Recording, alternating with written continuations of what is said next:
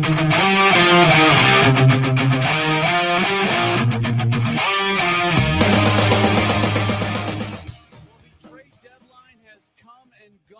guess there's still a possibility that another trade trickles in, but that does not seem overly likely at this point. The Cardinals, they make 3 moves at the deadline. Yesterday, the Ryan Helsley to the Mets. Yesterday, the Steven Matz to the Red Sox. And the day right before the deadline, Phil Maton gets moved to the New York Rangers. We are going to talk about this and the bigger picture of all this a lot, not just here in the Redbird Rush Hour, but during Sports Open Line as well. So nothing but Cardinals baseball between now and 8 o'clock right here on KMOX. Very happy to welcome onto the program Bernie Miklasz. I'm Matt Pauley. Bernie, John Miklasz final trade deadline in the books. And I'm not quite sure how to feel about it. They moved the guys they had to. I was kind of hopeful that maybe something else would happen. It didn't. I don't know. I'm still kind of processing right now. Well, there were a lot of reports that the Cardinals were planning a soft sell approach, which means trading only the expiring contracts. Helsley, Maton. And I thought maybe they would do more, but actually they did exactly what some of the clues were that some of the media were picking up on, just trading those 3 relievers. I do have questions. I wonder if they received any meaningful offers for Joe Romero. I wonder if, some of the rumors were like, hey, the Cardinals are open for business, as Bob Nightingale said. They'll take calls on Burleson and Donovan and Nootbaar. I didn't know that I bought that one, but I didn't rule it out. So I guess I really shouldn't be surprised that they chose the more conservative route, because they're in transition. And frankly, Matt, tell me what you think about this. I'll throw it back to you. I think there's going to be some bigger deals made by the Cardinals before the end of 2025, as in the calendar year. But I think those deals are going to be engineered by Chaim Bloom, talking about maybe moving one of their outfielders or moving this guy or moving that guy. I think they're kind of saving that, thinking maybe they'll have a better opportunity to sculpt the kind of deal that Bloom wants in exchange for any of the guys that we just mentioned. Yeah, I guess this is where, Bernie, I wish I could be in the room, or at least could understand the dynamics of the room right now, because there are certainly indications that Chaim's voice was a loud voice in this trade deadline based off who the Cardinals have gotten back. By the way, the names in the Rangers deal: left-hand pitcher Mason Molina and right-hand pitcher Skylar Hales. I don't know much about these guys right now. We'll try to figure that out as the hour goes along here. So if Mo's voice was still the really big voice here, then I would say groovy. Let Chaim make these decisions in the offseason. But if Chaim had a loud voice right now, I would have been more happy with them.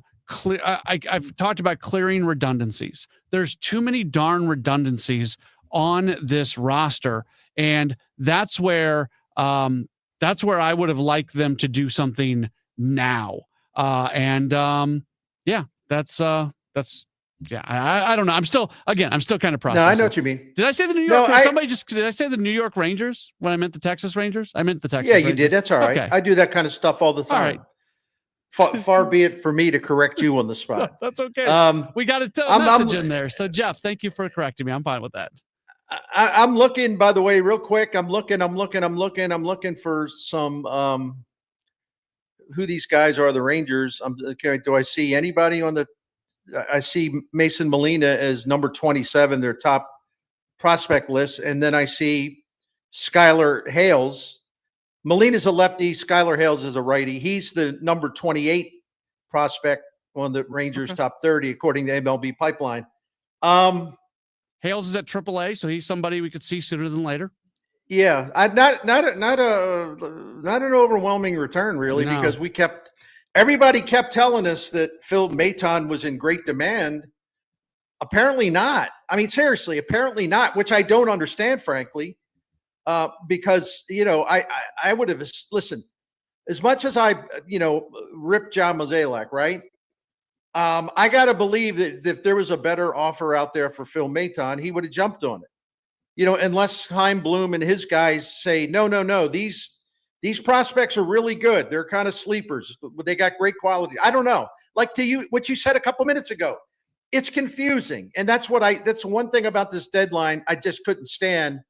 The fact is, like, usually who's calling the shots. You know who's in charge.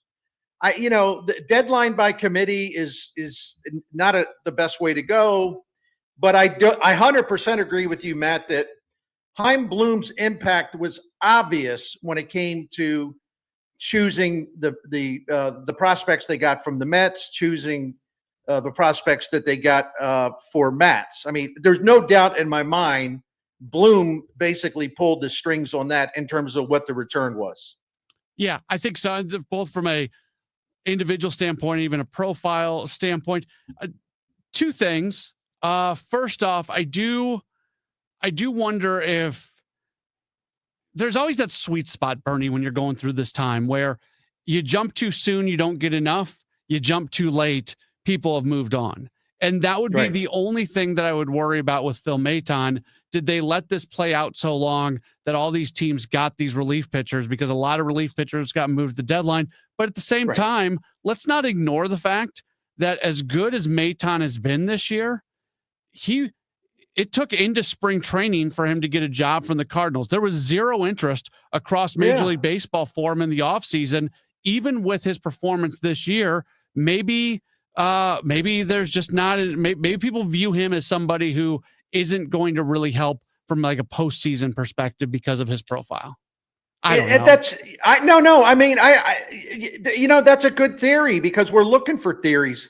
I'm not going to say you're wrong or anything like that at all, but yet, if that's the case, and this is more about how other teams saw Phil Maton, I really don't understand it because it's pretty obvious to me that he was a much better pitcher this year than what we have seen from him in the recent past. I mean, my goodness, the guy, let me see, I'm going to call the mix up, get this right. I apologize. If you look at his strikeout rate, hold on, gosh, I hate when I can't find stuff. He struck out, he's averaged 11 and a half strikeouts per 9 innings this year. He did that in 2021, but like for last year, for example, he averaged about 8.4 strikeouts per 9 innings. I mean, because of that sweeper, this was a much different guy and a much more effective guy. So he wasn't the same pitcher, which makes I'm confused why there wouldn't be more of a market for him. It doesn't make a lot of sense to me, but I should know better to expect like things to sort of like fall in line. I mean, the deadlines are crazy basically. And, we'll see what the Cardinals have. We'll see what they're going to do this winter. Because I would think that, Chaim Bloom's been planting some seeds about revisiting some of their players, putting them available later, where he thinks he can work deals better. And, by then maybe teams will have a better idea on Lars Nootbaar and his health and things like that. They'll have a better idea of knowing whether the Cardinals this is hypothetical, would want to trade a Brendan Donovan. They may not be ready to do it now. They might be ready to do it in the winter. They might be ready to say, hypothetically, trade Gorman in the winter. They're not ready to do it now. And I can understand that, especially if the offers were underwhelming. I mean, why do it now when you're not sure you really want to do it and no one is making you an offer that you can't turn down? So revisit it in the winter. I don't want to see the Cardinals, especially when they're trading like young position player talent, even though, like you said, man, they do have to, relieve these log jams. But you don't want to make a bad deal at the deadline just to do that. You got to try again. You got to take another swing in the winter. I laugh at the absurdity of the day because you mentioned the Nightingale tweet. We wake up to a tweet from Bob Nightingale that says the Cardinals are open for business, and this guy and this guy and this guy might get moved. They're teams are interested. And then at 4:59 p.m., Phil Maton gets moved. That's it. Yeah. That's our day. I wasted my day pressing the refresh button on Twitter. Like, that's the day how it went. Well, I mean, it's not like you had a day where you could go to the beach or something. No. So you're all right. You're right. No, I know. I'm laughing with you. Well, can I tell you the one thing that got on my nerves too, since you just threw yours out? Can I have a minute for that? Yeah. I'm sorry. And I tried really, really, really, really, really, really hard to not just start ripping people for all of these media people, including one in particular in our market, that covers the team for MLB.com, who just kept telling us, oh, a lot of teams are interested in Nolan Arenado.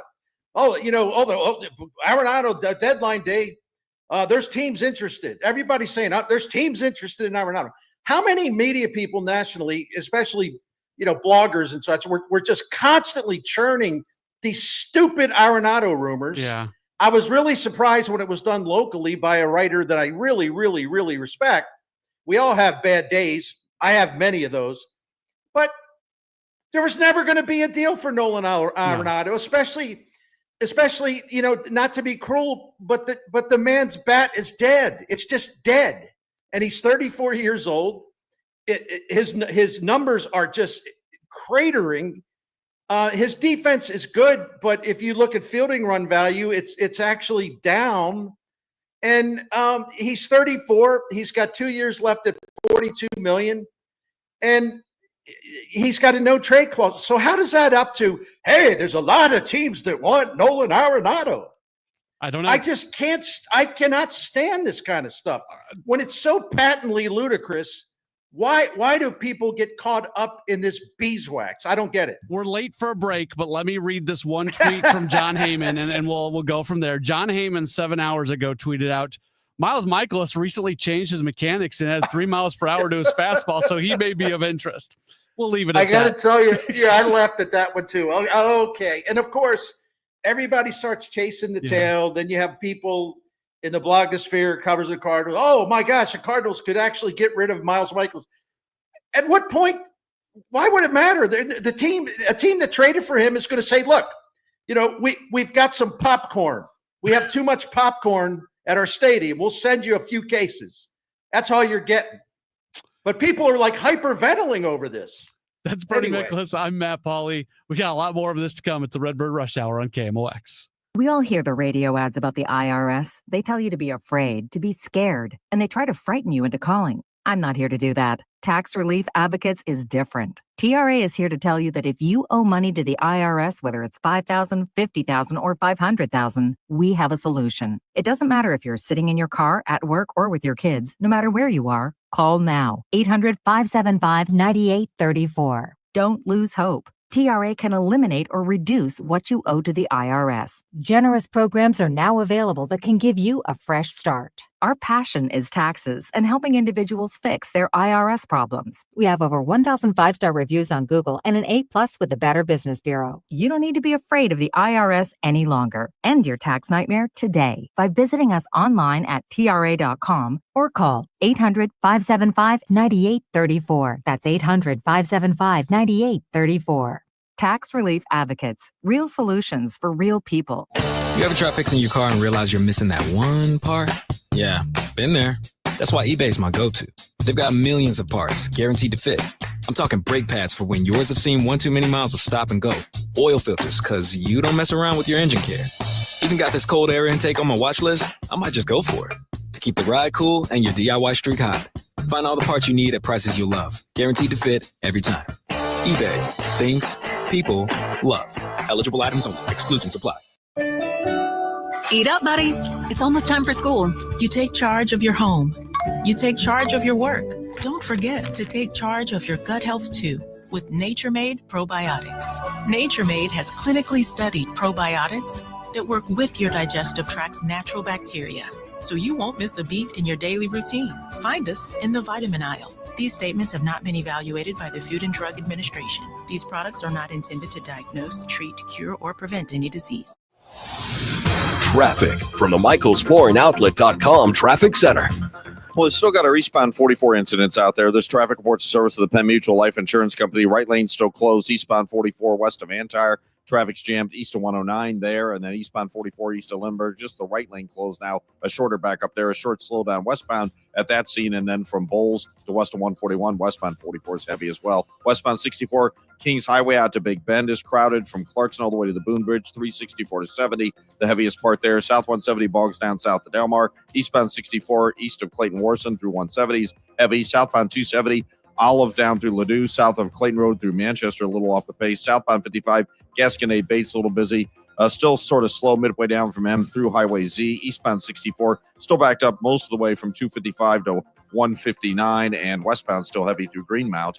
Chances are you have a lot of people who depend on you, your family, maybe even employees. Life insurance from Penn Mutual can provide you peace of mind and protect the most important people in your life. Ask your independent advisor or go to pennmutual.com/STL.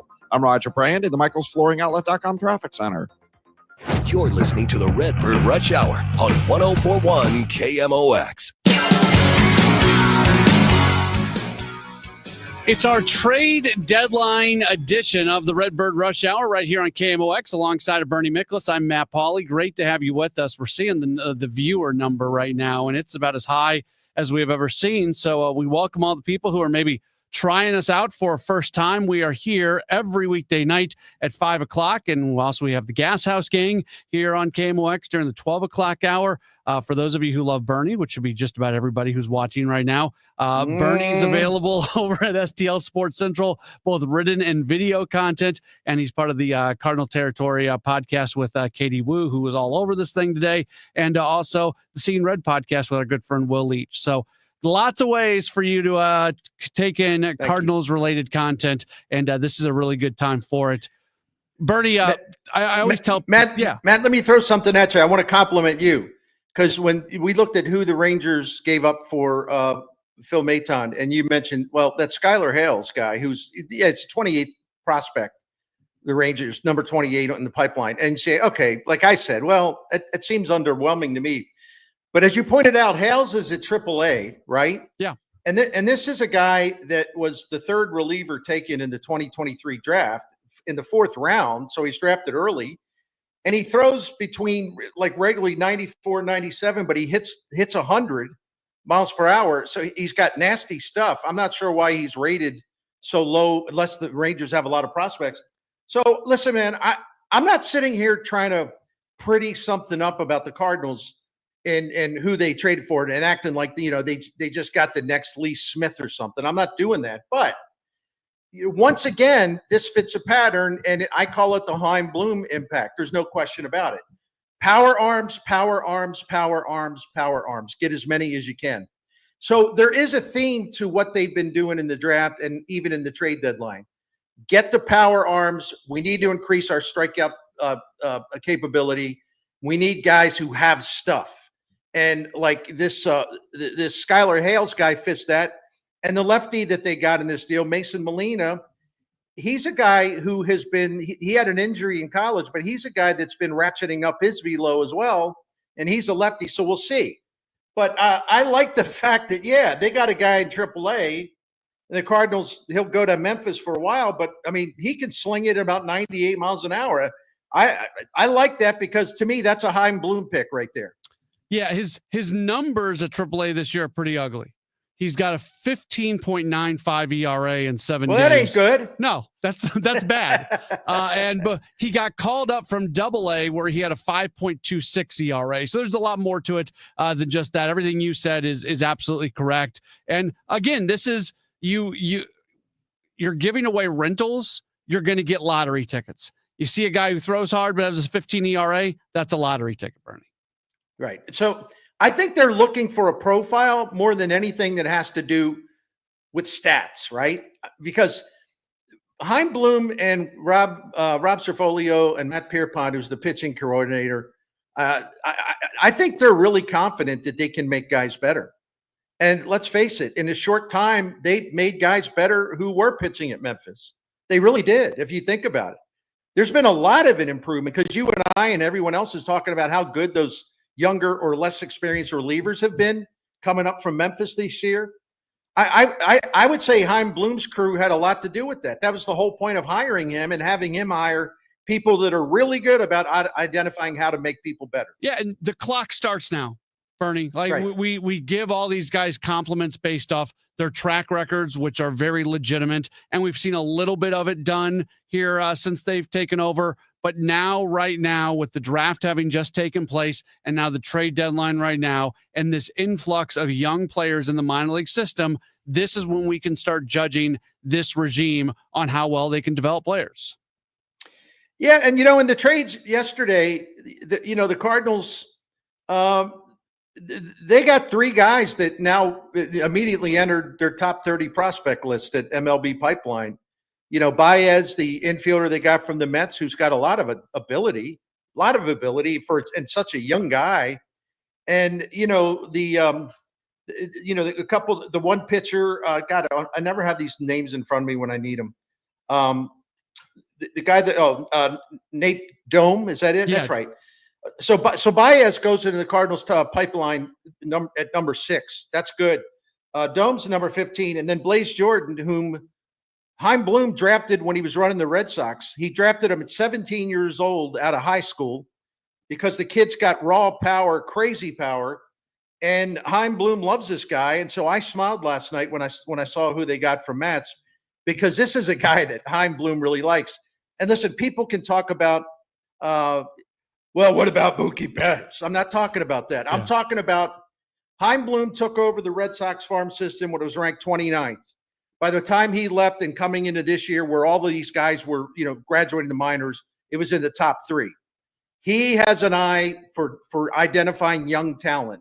And so this is the second time, basically, he chose Blaze Jordan. And by the way, what a name that is. It is great. A big old guy out of Mississippi. Hello, my name's Blaze Jordan. How y'all doing in St. Louis, right?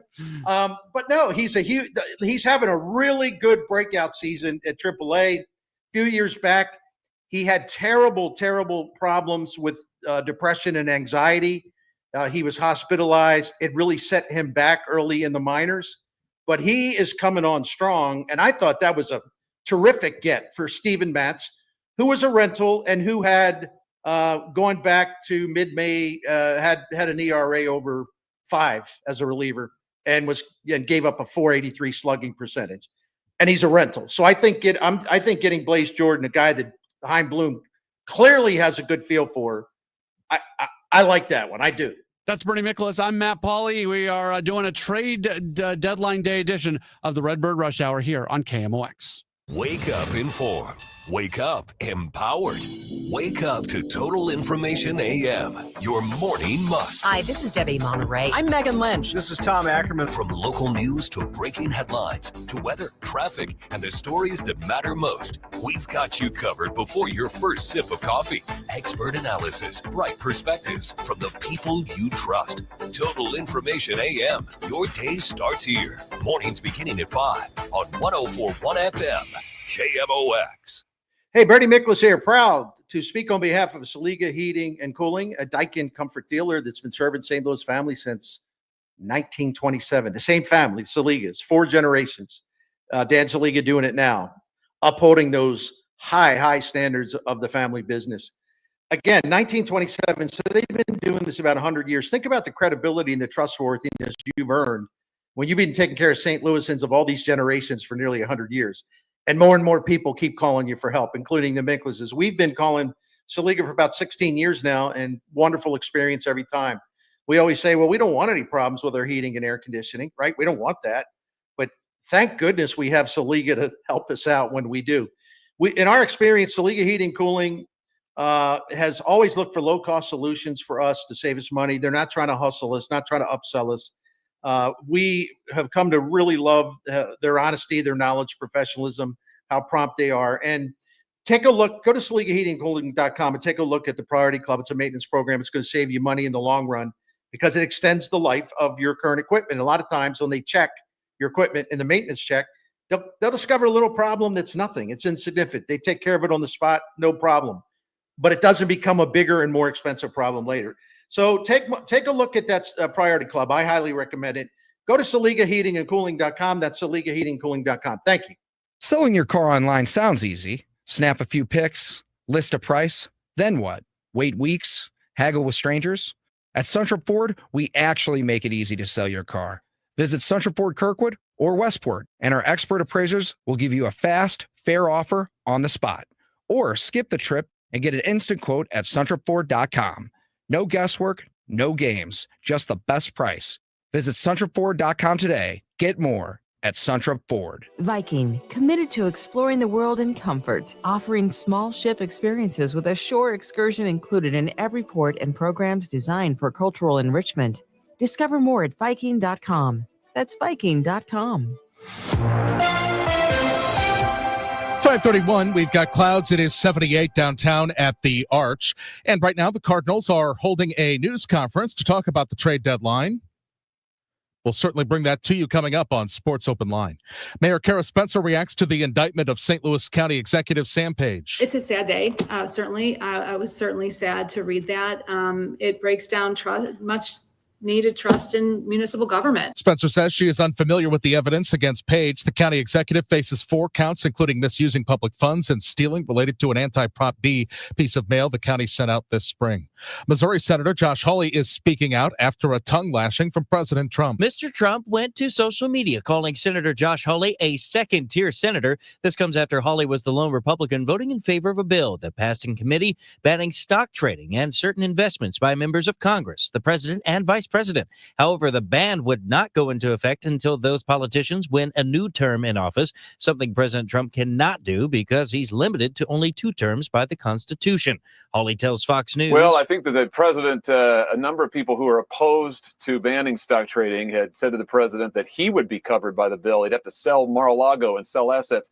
Not the case at all. The president and the vice president, all their assets are totally exempted. The Honest Act now heads to the full Senate. Stuart McMillan, KMOX News. The Kansas City Chiefs are evaluating 2 options before deciding on their future home. Chiefs CEO Clark Hunt tells MissouriNet CEO KFEQ and St. Joseph that the Kansas offer would provide financing needed to build a new stadium. And our priority on the Missouri side has been a renovation of GHA Field at Arrowhead. So those are the 2 primary options. Hunt says there is a sense of urgency since the Arrowhead lease expires in the spring of 2031, and it takes 4.5 to 5 years to build a new stadium. I think anybody who's been coming to Chiefs games for decades understands what a special stadium GHA Field at Arrowhead is. And, it's fun being here at training camp and getting to interact with our fans.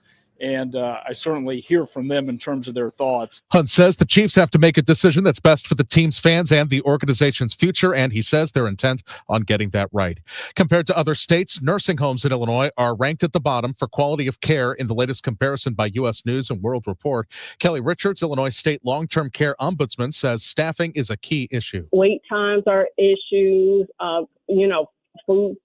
Getting their food timely, getting their medicines passed to them. When you have low staffing, all of these things are impacted. Richardson says nursing home jobs are demanding and difficult and come with low salaries. She points out facilities committed to investing in these employees typically have higher quality of care. For tonight, skies clear out, 64 for the low. For tomorrow, low humidity, high 82. Clear sky for tomorrow night. And for Saturday and Sunday, sun with a high of 83. Right now it is 78, feels like 75 downtown. I'm Michael Calhoun, KMOX News. If you owe the IRS, you have a legal issue, and you need the Lance Drury Law Firm. We'll protect your rights. Log on at lancedrurylaw.com. Home title theft. It's on the rise, and it's devastating if it happens to you. Listen to the alarming words of an actual home title thief. I don't need to know your date of birth and social security number. All I have to do is go to public records, create a document, and file that document. And then I can borrow against the house or sell the house. You may have no clue until you find out that your house has been sold or till several loans or several banks are foreclosing on you. For pennies a day, Home Title Lock puts a virtual barrier of protection around your home's title with 24/7 monitoring. The instant they detect any tampering, you'll get an alert. And that's bad news for home title thieves. So when's the last time you checked on the title to your home? Find out if you're already a victim with your free title scan and complete title report. $100 value free with sign up. Just go to HomeTitleLock.com and sign up in minutes. That's HomeTitleLock.com. HomeTitleLock.com. It's never too early to start thinking about your retirement journey, and it's never too late either. You just need to know that the steps may look a little different. Listen to Wealth and Wisdom with Gary Goldberg, Saturday mornings at 7 here on KMOX. You're listening to the Redbird Rush Hour on 104.1 KMOX.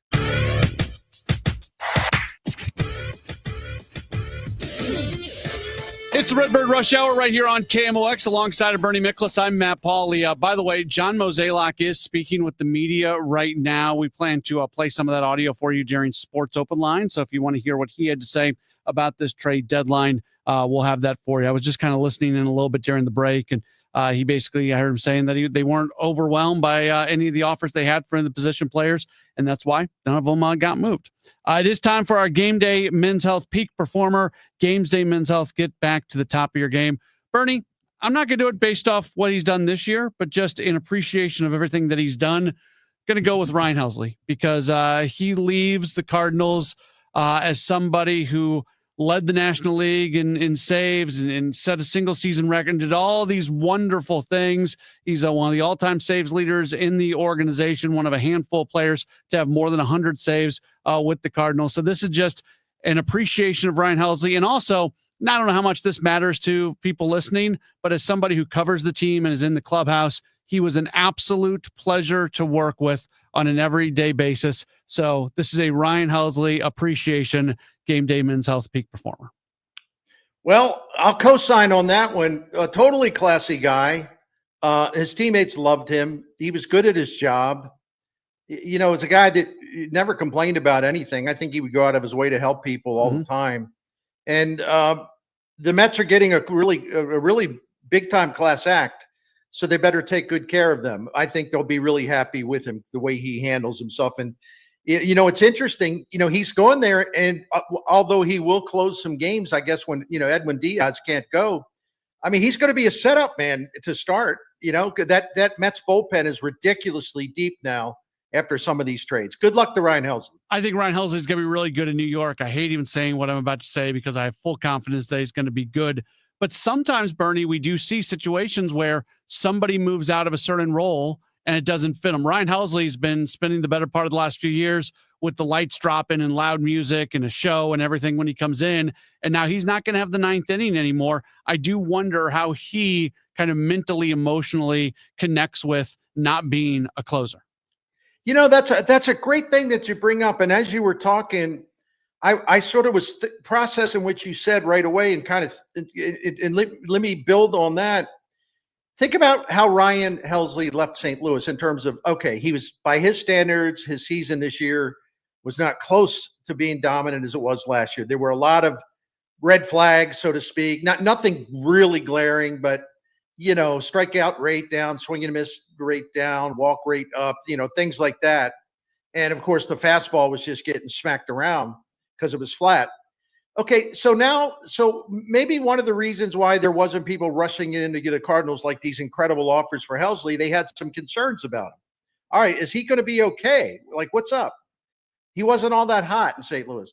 Well, he's going to be pitching in really big games for the Mets, really big games to help them win the NL East and then to take them into the postseason. And if he has a lights out postseason, his value as a free agent will soar. So I wish him the best on that because people need to see how good he really is.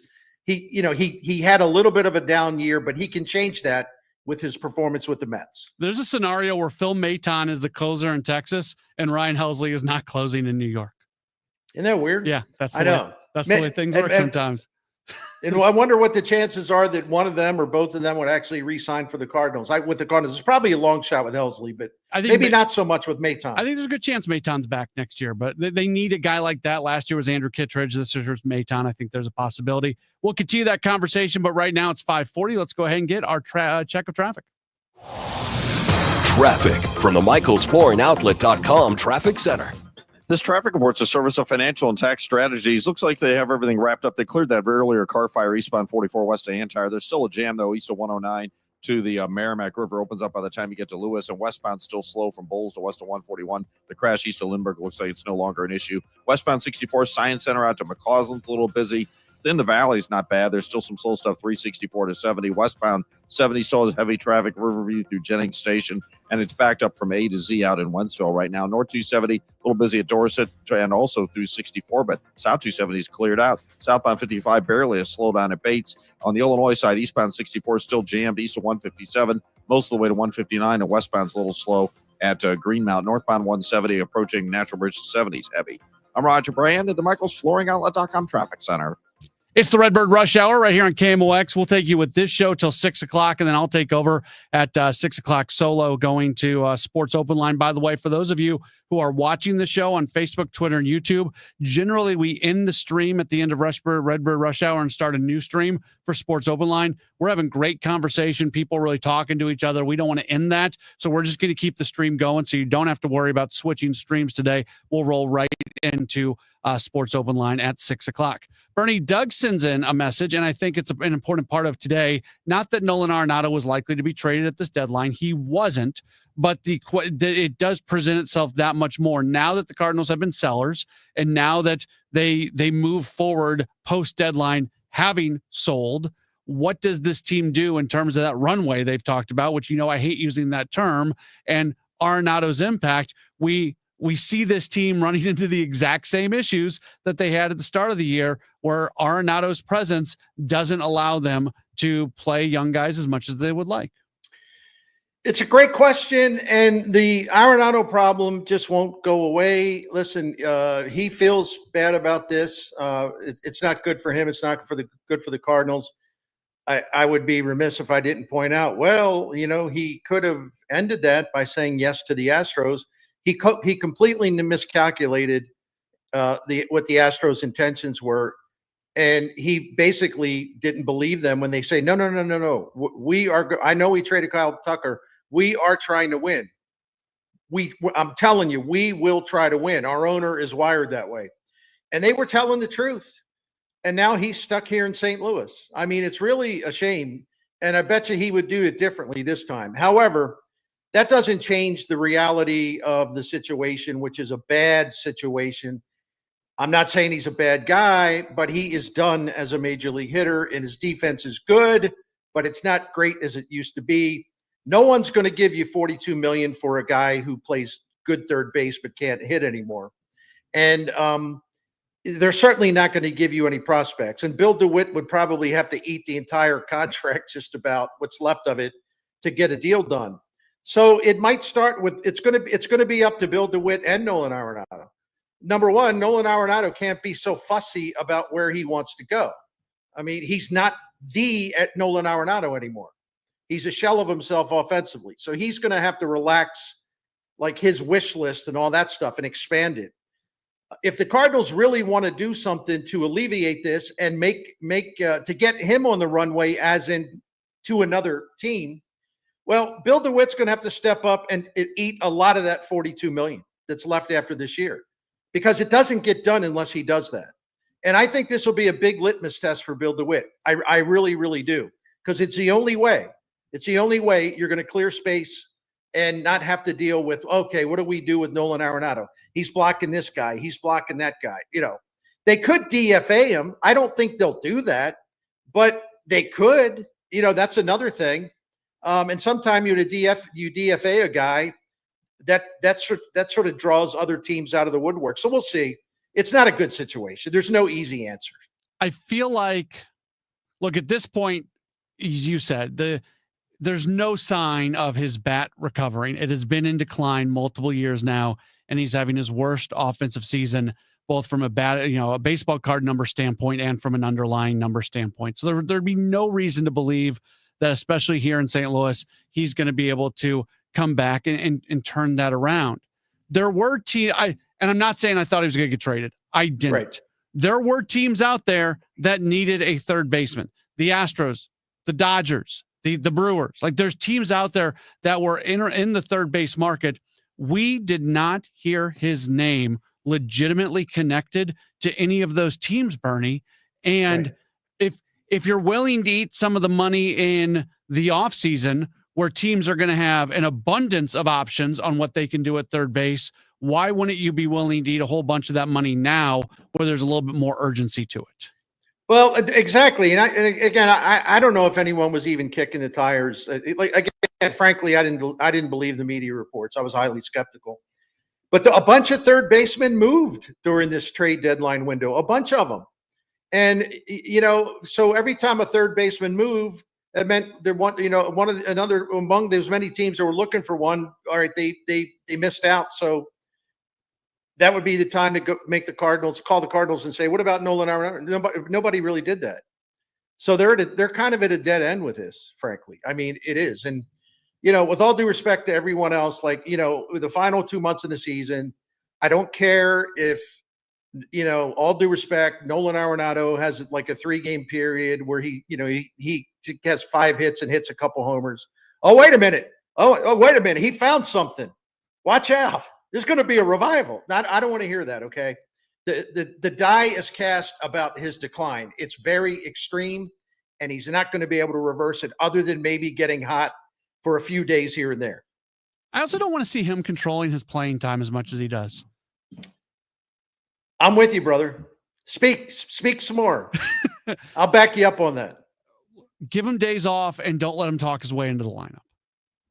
It's really simple. I can speak more on it, but I don't think I need to. It's a really simple concept. Well, 100% Matt Pauley is correct. And I will say, if Oli Marmol's the manager next season, and at this point, I have every reason to believe he will be. I mean, it's not set in stone. Oli Marmol is going to have to take a different approach, because Oli Marmol is going to they're not going to make any big additions this offseason unless they trade, a couple of maybe the players that people want, and maybe they can acquire a young major league starting pitcher. I'm just giving you a hypothetical, but Oli Marmol's just going to have to say no. Yeah, he is going to have to put Arenado on a schedule where Arenado really doesn't play nearly as much as he wants to, and he cannot. This sounds terrible, but he just can't kind of succumb to the idea of this is a future Hall of Famer and yada, yada, yada. No, you can't do it. You got to say no. And you got to fill up the lineup card in a way that is going to expedite what you're trying to do, which is to get young players, find out more about them and find out, who's our next third baseman? You got to do that. That's much more important than his feelings. I hate to sound callous, but it's true. It's Bernie Miklasz, the callous one. No, I'm kidding. That's Bernie Yeah, Miklasz. I'm Matt Pauley. One more break. We'll come Chin back. music, baby. I fire the chin music. For those of you listening on the radio, Bernie's wearing a chin music hat today, which is a really good looking hat. I like that. We're back with more in just a moment here on KMOX. When you're injured on the job, you need more than just a workers' comp lawyer. When you need a fighter, you need us. Morgan & Morgan, America's largest injury law firm, for the people. Visit forthepeople.com for an office near you. Renewal by Andersen is the #1 window and door brand for customer service. Schedule your free inspection today. Just dial pound 250 on your phone and say the keyword windows. That's pound 250 keyword windows, or head to rbastl.com. Straight Realty has always been an industry leader when it comes to commissions, so it should come as no surprise that the recent Realtor settlement has only empowered us to continue offering our sellers even better rates. We now list homes for only 2%. Hi, I'm Christina Straight, owner of Straight Realty. Call me, 314-441-4444. Why pay more than 2? You can also listen to my podcast on my website, straightrealty.com. Commissions are not regulated and are negotiable. Straight Realty is a licensed broker in the state of Missouri. I'm Ed Evans, CEO of Consumer Cellular. We're dedicated to serving people 50 and up like me. Our needs are different. Big Wireless wants us in an unlimited plan, but if you're not using all that data, you're probably getting used. At Consumer Cellular, we're focused on affordable, reliable plans, including data that suits your needs, not ours. Our plans start at just $20, and you'll get the best customer service in the business. Call 1-888-FREEDOM, visit consumercellular.com/facts or a store near you. Plans include $5 credit for auto pay and e-billing. See site for additional facts. Now is the perfect time to start on your next success. Apply now and save with no application fee. Classes start August 13th. An accredited state university, University of Maryland Global Campus, offers online and hybrid courses. Plus, you can earn up to 90 credits toward a bachelor's for prior learning and work experience, or transfer up to 12 credits towards a master's. Learn more at umgc.edu. Certified to operate in Virginia by Chevy. Traffic from the MichaelsFlooringOutlet.com Traffic Center. Well, we're doing a lot better out there now. There's still some slow traffic, though, on westbound 44 from Bowles to just west of 141, and eastbound Bowles into Mirage a little heavy. That's just the volume that's coming in from out west where we had that earlier vehicle fire before Antire. South 170 still bogged down at Brentwood. Eastbound 64 a little backed up right through the 170 area. Westbound 64 is still slow from 364 to 70. Westbound 70 is still a little busy at the city limits, and it's backed up from A to Z in the Wentzville area. North 270, the right lanes north of Dorset, midway up to 70, still slow, and eastbound 64 still backed up east of 157 through into 159. I'm Roger Brand at the Miklasz FlooringOutlet.com Traffic Center. This is the Redbird Rush Hour on 104.1 KMOX. That's Bernie Miklasz. I'm Matt Pauley. We are so glad that you've chosen to spend part of your day with us today. Hopefully you keep doing that. We're with you till 8 o'clock. At least I am. We're doing Cardinal stuff all the way till 8 o'clock tonight with Sports Open Line beginning after the 6 o'clock news. Bernie, literally, this was the thing I was going to lead with, and we have organically gone to so many different places. Here with like 3 minutes left in the show, I'm finally able to get to what I was planning on leading with today. It has become increasingly clear to me that they are making decisions that are going to impact the Cardinals long term, and what they're doing today and what they did today. It's not about 2026. It's not about a quick turnaround. I'm not saying they're not going to try to maybe compete next year. I'm not even saying they're going to spend no money this offseason. I have no clue what they're going to do next year, but the majority of their focus right now is on the bigger picture, long-term. Busch Stadium being empty, be darned. They are going to do what they feel they need to do for the long term. I did a video on this this morning on STL Sports Central, and I basically said, look, Chaim Bloom was clearly picking the prospects that they got in return. And by the way that he approached this, it's very clear to me that the Cardinals, well, he's going to be in charge if he's not in a way already. The Cardinals are going to rebuild. Now, as soon as you say rebuild, people assume the worst. Oh, what? They're going to tear it all down? They're going to blow it all. I didn't say that. A rebuild does not mean you're blowing up everything. It means that you're being very selective about how you move forward, and all of your focus will be on the future and accumulating so much prospect capital that it's going to help you. It'll take a while. It's going to help you at the major league level, your club, but that capital can also be traded to make some bigger deals for established veteran players. They're entering a rebuild phase, and my hope for them, as I said, and I also said this in a column I wrote, they need to tell the truth to the fans. Yeah. They need to just be straight up about it, because the message should be, say, look, we've put this off for a long time. Look at where we are. We've got the 22nd best winning percentage in baseball the last 3 years, okay? We're now chasing 3 teams in the NL Central. We can't stay in this pattern in the middle. We have to go through this, and we're going to come out of it as a much better team. And that they need to be straight with it. Because why try? Their fans aren't going to fall for it. Well, no, we still intend to compete. Fans don't want to hear that anymore. I expect Chaim to have some candor in his first media conference at the end of the year. A trade for another team in the division just came in. I had to laugh. I just saw the notification on my phone. Shelby Miller and Jordan Montgomery to the Milwaukee Brewers. Well, that's an interesting one, because Monty, that's like a future move, right, for next season. Yeah. And see, but that's Matt Arnold. The reason why the Cardinals, one of the major reasons they're in the shape they're in, is because Matt Arnold runs the Brewers, and before that, David Stearns, and they just lap circles around. Frankly, they do. The front office operations in Chicago and St. Louis and Cincinnati. I mean, they're like 5 steps ahead of everybody else. They are. I watched. Look at all the starting pitching they have. Yeah, and they traded away Nestor Cortez today. They were done with him. So yeah, exactly. I mean, big piece of their offseason. So it's hysterical, right? Bernie, it's great. Hysterical. I love doing this all week. I know you're back. Kevin's back tomorrow. It'll be all 3 of us once again. But this is it for us 2 working together. This has been a lot of fun this week. Well, thanks for having me. I've enjoyed it, because I enjoy working with you anytime I get the chance. Thank you, my brother. That's Bernie Miklasz. I'm Matt Pauley. This has been the Redbird Rush Hour. Do not go anywhere. We've got Sports Open Line coming up in just a few moments after the 6 o'clock news, where we're going to continue to talk trade deadline. That's up next on your home of the Cardinals, 104.1 FM, KMOX. That baby's gone!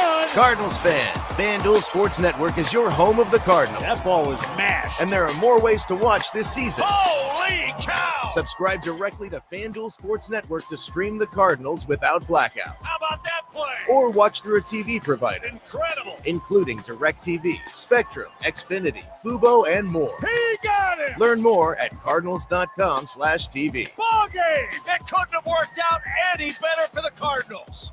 Create the ultimate raised bed garden with St. Louis Composting. Our premium compost and soil mixes are perfect for filling the raised beds you'll enjoy building, and even better for growing fresh, homegrown veggies. Imagine harvesting your own tomatoes, peppers, and cilantro for fresh salsa the whole family can enjoy. And with delivery right to your door, getting started has never been easier. Visit stlcompost.com to order a convenient delivery from your phone in seconds, or stop by one of our 9 locations in the St. Louis area. St. Louis Composting, growing gardens and making memories. Wesley Financial Group is not a law firm. Hi, I'm Chuck McDowell, the timeshare cancellation guy. In 2011, I founded Wesley Financial Group with one goal in mind: to help honest folks out of their timeshares permanently. Today, I run Wesley with my 2 sons, a real family business, treating every client and every employee like we'd want our own family treated.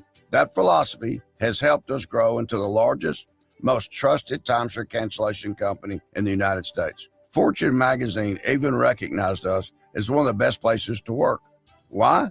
Because we genuinely care. In fact, some of our former clients were so moved by their experience working with us, they joined our team so they could help others to timeshare freedom. If you're stuck in a timeshare, give us a call. Let our family help your family. Call Wesley now for your free timeshare exit kit. 800-581-1414. That's 800-581-1414. 800-581-1414. Hi, I'm Andrew Suntrup. For over 30 years, St. Louis and St. Charles families have trusted Suntrup Buick GMC. As a proud family-owned dealership, we offer more than just great deals. We offer peace of mind. At Suntrup Buick GMC, you'll always find a huge selection of inventory to choose from, unmatched customer service, and every vehicle comes with our exclusive lifetime powertrain protection program. Visit in store or online at suntrupbuickgmc.com. Save more at Suntrup Buick GMC. The KMOX City SC Soccer Showcase, presented by Michelob Ultra. Heads to Hot Shot Sports Bar and Grill on Lindbergh Thursday, August 7th. A limited number of fans can get an autograph or a picture with City SC defensive midfielder Jake Gerwood-Reich. Register to win great prizes. Enjoy great food and a cold drink. Hot Shots on Lindbergh, the place to be Thursday, August 7th from 6 till 8 p.m. for the City SC Soccer Showcase, presented by Michelob Ultra. For more info, KMOX.com/events. Traffic from the MichaelsFlooringOutlet.com Traffic Center. Well, traffic's looking a lot better around the area. 44 is usually an auto highway that has delays, but we've had them tonight. Now, it's a lot better than it was, but westbound 44 is still slow, approaching 141 to a point about maybe a mile west of there, maybe not quite, but just slow traffic instead of jammed. We've had numerous incidents earlier on 44. They've all been cleared, and eastbound still a little busy between Bowles and Miraz on 44 as well. Southbound 170 slow from Brentwood down to 64. Eastbound 64 from that 170 area to Big Bend's a little busy. There's still a brief slowdown at the Boone Bridge, and out west, it's still bogged down the whole way from 364 on out to Highway 70. Westbound 70 is wide open until you get out to almost 61, so let's call it west of A to Z. It's a little heavy there. Southbound 270, the exit lanes from the Rock Road to 70 are slow. Looks like we have an incident now, a crash. North 270 north of Dorset with a lane block. Traffic's backing up at Dorset on northbound 270 and eastbound 64. Still delays about midway in from 157 through 159. I'm Roger Brand at the MichaelsFlooringOutlet.com Traffic Center. Mid-America's most trusted voice for news. KMOX AM St. Louis. KMOX FM Hazelwood. Always live on the free Odyssey app. Severe weather in the mid-Atlantic states. The total rain out of this storm in some areas could be 6 or even 8 inches. Killing of an Arkansas couple. It appears to be a completely random event. Tariff countdown. All we want is fairness for our country. This is the CBS World News Roundup Late Edition. I'm Jennifer Kuiper. On the East Coast, relentless rain prompts flash flood watches and warnings along the I-95 corridor from Maryland to New York. CBS News Philadelphia meteorologist Bill Kelly. We're going to see more flash flood warnings. Almost every single place has gotten rainfall. We've got a flash flood warning for that potential for either flooding to happen or it's already ongoing. CBS News meteorologist David Parkinson. There's also wind associated with this. We've seen 60 to 70 mile an hour wind gusts. We've seen a water spout in the Baltimore area, and we've seen a tornado warning in New Jersey. I would expect to see at least a couple more severe cells on top of the flooding rain and the lightning that we're going to be seeing over the next several hours. During hearings in Kerrville, Texas, the epicenter of the deadly Guadalupe River flooding, state lawmakers have heard from Kerr County Emergency Management Director William Dub Thomas. He says he was on sick leave and slept through the crisis. I stayed in bed throughout July the 3rd and did not participate in the regularly scheduled 10 a.m. and 3 p.m. Texas Emergency Management Coordination Center coordination calls. Some residents also told lawmakers that no one came for them. Police in Arkansas are trying to determine a motive for the killing of a married couple on a hiking trail over the weekend. State Police Colonel Mike Hagar said evidence points to 28-year-old schoolteacher Andrew McCann as the person who killed Clinton Brink and his wife Kristen Brink. Our suspect's DNA has been a positive match. Hagar said McCann has confessed. Two of the couple's three daughters, ages 7 and 9, were with their parents at the time, but were not hurt and are being cared for by family members. Christopher Cruz, CBS News. Tomorrow is President Trump's deadline for tariffs to go into effect for nations that have not struck a deal with the U.S. except Mexico, which has been given another 90 days. Trump says it may be hard to strike a deal with Canada after it has said that it might recognize a Palestinian state. Well, they have to pay a fair rate. That's all. It's very simple. CBS's Willie James The Inman. president continues to be engaged with world leaders who continue to call and press him for potential deals. Because remember, those letters the president has said were essentially the deals, but the countries in question here, a lot of them are seeking to perhaps get a discount on those tariff rates that the president has set.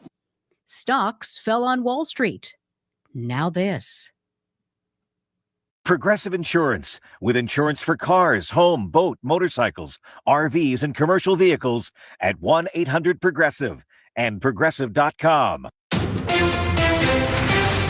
At 6:03, it's a cloudy sky. Right now, 77 degrees downtown at the Arch. Baseball's trade deadline has come and gone. Cardinals president of baseball operations, John Mozeliak, shares how he feels about the team's moves. Obviously, we went into this focused on trying to move the contracts that are expiring. And so with Helsley, Matz, and Maton, we were able to accomplish that. More coming up with Matt Pauley on Sports Open Line. Mayor Kara Spencer says the indictment of County Executive Sam Page is a sad day for local government in the St. Louis region. Anytime a member who is trusted by the voters of their community to serve in a leadership capacity, and you see these types of headlines, it is unfortunate, and it does erode much needed trust in the local government. Spencer declined to comment on the facts of the case, saying she's unfamiliar with the evidence against Page. And I am pleased that finally they are enforcing the law and that Sam Page is being held accountable. Government watchdog Tom Sullivan speaking with KMOX after the indictment. He was the one who submitted the complaint with the state about Page sending out a campaign mailer using county funds. So like I said, I'm glad that the law is being enforced, but I don't think this is anything to be happy about. This is the second county executive in a row that's been indicted, and that is certainly doesn't reflect well for the county. And one way or the other, this needs to get resolved. St. Louis City will soon begin collecting on long overdue water bills. Around 13,400 households in St. Louis City are behind on their water bill to a total tune of $12.6 million, or around $940 per household that is currently behind. Water Commissioner for St. Louis City, Niraj Patel, tells KMOX in about a month, that moratorium will be lifted. The one that was instituted back in 2020 is lifted on September 1st. Our plan is not to go out there and shut all our water customers off, who have delinquent balances. Patel says those impacted by the tornado from May will be exempt from the moratorium being lifted. He also says that they will not be immediately implementing water shutoffs on people who are behind, but instead working to get them on repayment plans, which he says will be generous and long-term plans. In St. Louis City Hall, Sean Malone, KMOX News. A St. Louis man is facing charges after stealing over $13,000 in merchandise from the Brentwood Home Depot. Prosecutors say Jeremy Denzel Booker used fake price tags and selective self-checkout scanning in dozens of small transactions from December through July. He was cited in May but continued stealing, allegedly. Booker, who has a prior theft conviction, is now held on a $25,000 bond. Opening day is announced for a new amusement park in St. Louis. Workers putting the finishing touches on 3 new rides located in what's called Wheel Park at St. Louis's Union Station. Spokesman Karaman Schofel says it includes a family-style roller coaster called Locomotion. Spinning roller coaster that's kind of a train themed, fun for all ages. We've got the Flying Louie, which is kind of like the pendulum ride, kind of a pirate ship type feel. Very cool, very fun for families as well. And then the Wave Swinger. That's those classic high swings that go in circles. To ride all 3 of the new rides a single time is $22.33. Wheel Park at Union Station will be open daily 10 a.m. to 10 p.m. and for the first time Thursday, August 28th. Stuart McMillan, KMOX News. Time to get a check on the drive. Roger Brand, what is the latest? Well, we got a crash in Maryland Heights right now, Michael. This traffic reports the service of S&O Coins. It's North 270 north of Dorset. The right lane's closed and traffic's jammed back south of Dorset on northbound 270 as you're headed into Maryland Heights. Just be prepared for that. Other than that, most of the rest of the traffic's winding down, just a little heavy. Westbound 70 past 61 and Z, westbound 64. That's still slow. Lake St. Louis Boulevard out to 70, westbound 44. Barely a slowdown west of 141. That's pretty much back on track. And then there's still a little bit of a roadwork delay eastbound 64 midway in from 157 to 159. I'm Roger Brand in the MichaelsFlooringOutlet.com Traffic Center. What a nice change in temperatures, though the humidity is still high. That takes a little bit of time to bleed out of the atmosphere, but our temperature is a good 20 degrees cooler than the last several days. Skies will clear out overnight tonight. Evening temperatures, low 70s, 64 for the nice overnight low. Again, a slow drop in humidity overnight. Friday, all about sunshine, lower humidity, wonderful. 82 for the high on Friday. Friday night, clear skies, delightful. 61 for the overnight low. Evening temperatures primarily in the 70s. The weekend, first weekend of August, Saturday, sunny and nice, 83. Sunday, sunny, also 83. We will start to see a bit of an increase in the Canadian smoke from the wildfires up there. Should not reach ground levels, but should give us some pretty good sunsets over the weekend. I'm meteorologist Dave Murray on 104.1 FM, KMOX. We've got 77 degrees right now, and it feels like 74 downtown at the Arch. I'm Michael Calhoun, KMOX News. Come on, let's get going now. From KMOX Sports. We're primed and ready. All day, baby. Man, let's go. This is the Gray Bar Sports Open Live. Gray Bar, your distributor for electrical and datacom needs on 104.1 FM, KMOX. All right, here we go. Welcome in. It's the Gray Bar Sports Open Line right here on KMOX. My name's Matt Pauley. I'll tell you what, it's a busy day. We've got a lot coming up on the show today. As always, if you want to chime in, you can do so. There'll be some opportunities to call in later on, 314-436-7900. You can always text in at that number, 314-436-7900. You can tweet at me at Matt Pauley on air, MattPauley on air. And for all the folks, and we have a lot of people, for all the folks who are watching the video stream, you can leave a comment in the chat, and we will get to that as we move along today.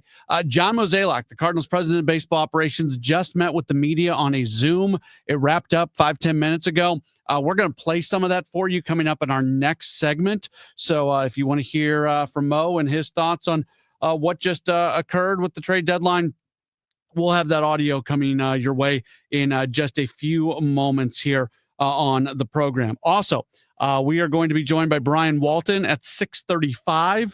He is the proprietor, the lead, the head honcho, we'll call him that, over at thecardinalnation.com. We'll talk with him about his thoughts on the trade deadline. Our guy Kevin Wheeler is going to join us from the road. We'll get his thoughts on everything. He's been out of town. This is prime Kevin Wheeler time, trade deadline. And, he's a dad, and he had to do some dad stuff down with his daughter in North Carolina to help her move. So he hasn't been here, but he and I will have a good long conversation just after 7 o'clock.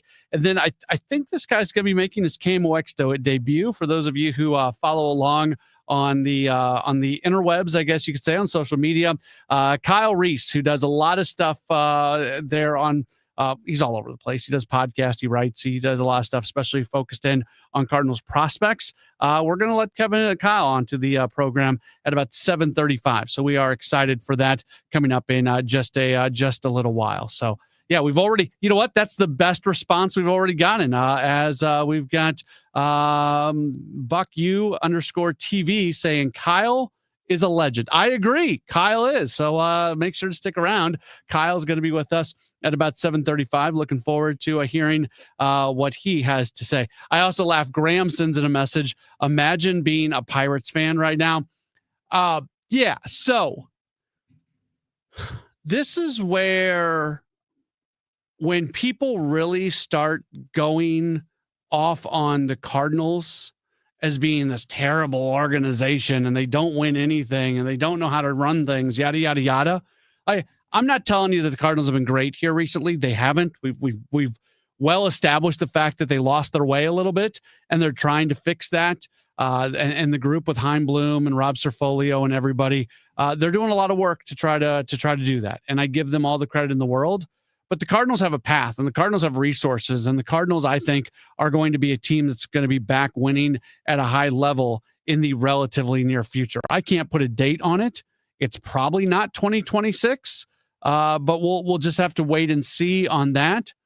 But there's teams like the Pirates, there's teams like the Rockies that in their own different kind of ways, they don't even try.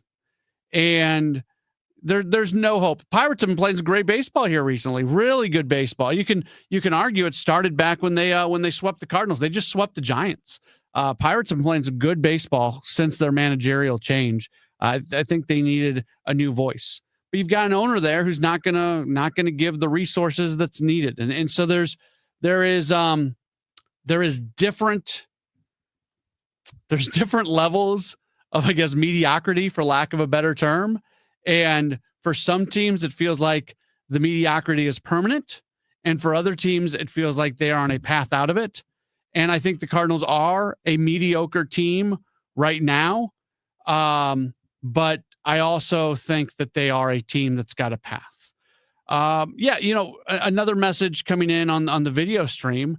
And I wanted to talk about this today, so I'm glad this came in.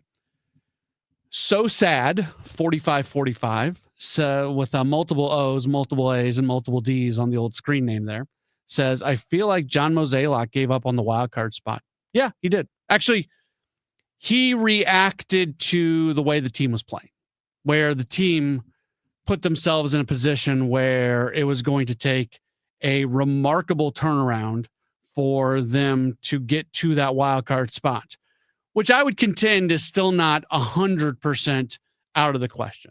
Is it likely? Is it probable? No, it would be an incredibly unlikely result for the Cardinals to go make a run now and get a wild card spot.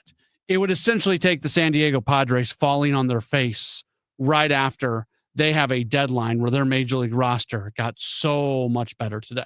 So I'm not trying to fill anybody with false hope about the possibilities for the Cardinals. Like the door is almost all the way closed, but it's not completely closed on them being a team that maybe goes on a little bit of a run here. That's all I'm saying. Don't take this for more than what I'm saying. They're likely not going to be a postseason team this year. I'm very aware of that. But I don't feel like, I feel like what they did was they made moves trying to help the organization for future years because they don't want to be a team that just sneaks into the postseason anymore. Look, I think there's value. I think there's value in being a postseason club. I do. I think there's value in playing games in August and September that matter. I think there's value in playing playoff games. I think there's value in all those things. But I also want to see the Cardinals be a team that when every single year you say, you know what, if the chips fall right, this team can win a World Series. And when the last time we said that about the Cardinals was 2022, right? That was the last time it felt like there was any scenario where they could be a championship team, and they ended up losing that year in the wild card series. So as much, and I've said, this is not me like going back on my words, because I always will. I always have. I still believe there is value in being a playoff club, even if it's a short playoff run and I think there's value in playing games that matter down the stretch of the season. The Cardinals are valuing the opportunity to put the organization on a track to where they can be competing for more than just a playoff spot, for more than just a division title, to be a team that's got a legitimate opportunity to do something special and to do something special pretty often. So if that means that they're punting a bit on this year and going for that as a way to start the process, I'm fine with that. And I know people are going to push back, and the correct pushback on that is, well, are any of these players that the Cardinals just got really going to be players that are going to be a difference in this being a World Series club? Probably not. Probably not. I'm not going to lie to you on that one, but you get enough players into your organization that have a skill set that if they develop the right way, they can be a difference making kind of a player. You get enough of those guys in there, and all of a sudden you start hitting on some of them and you start developing some of them, they might look a little bit different down the stretch. We'll take a break.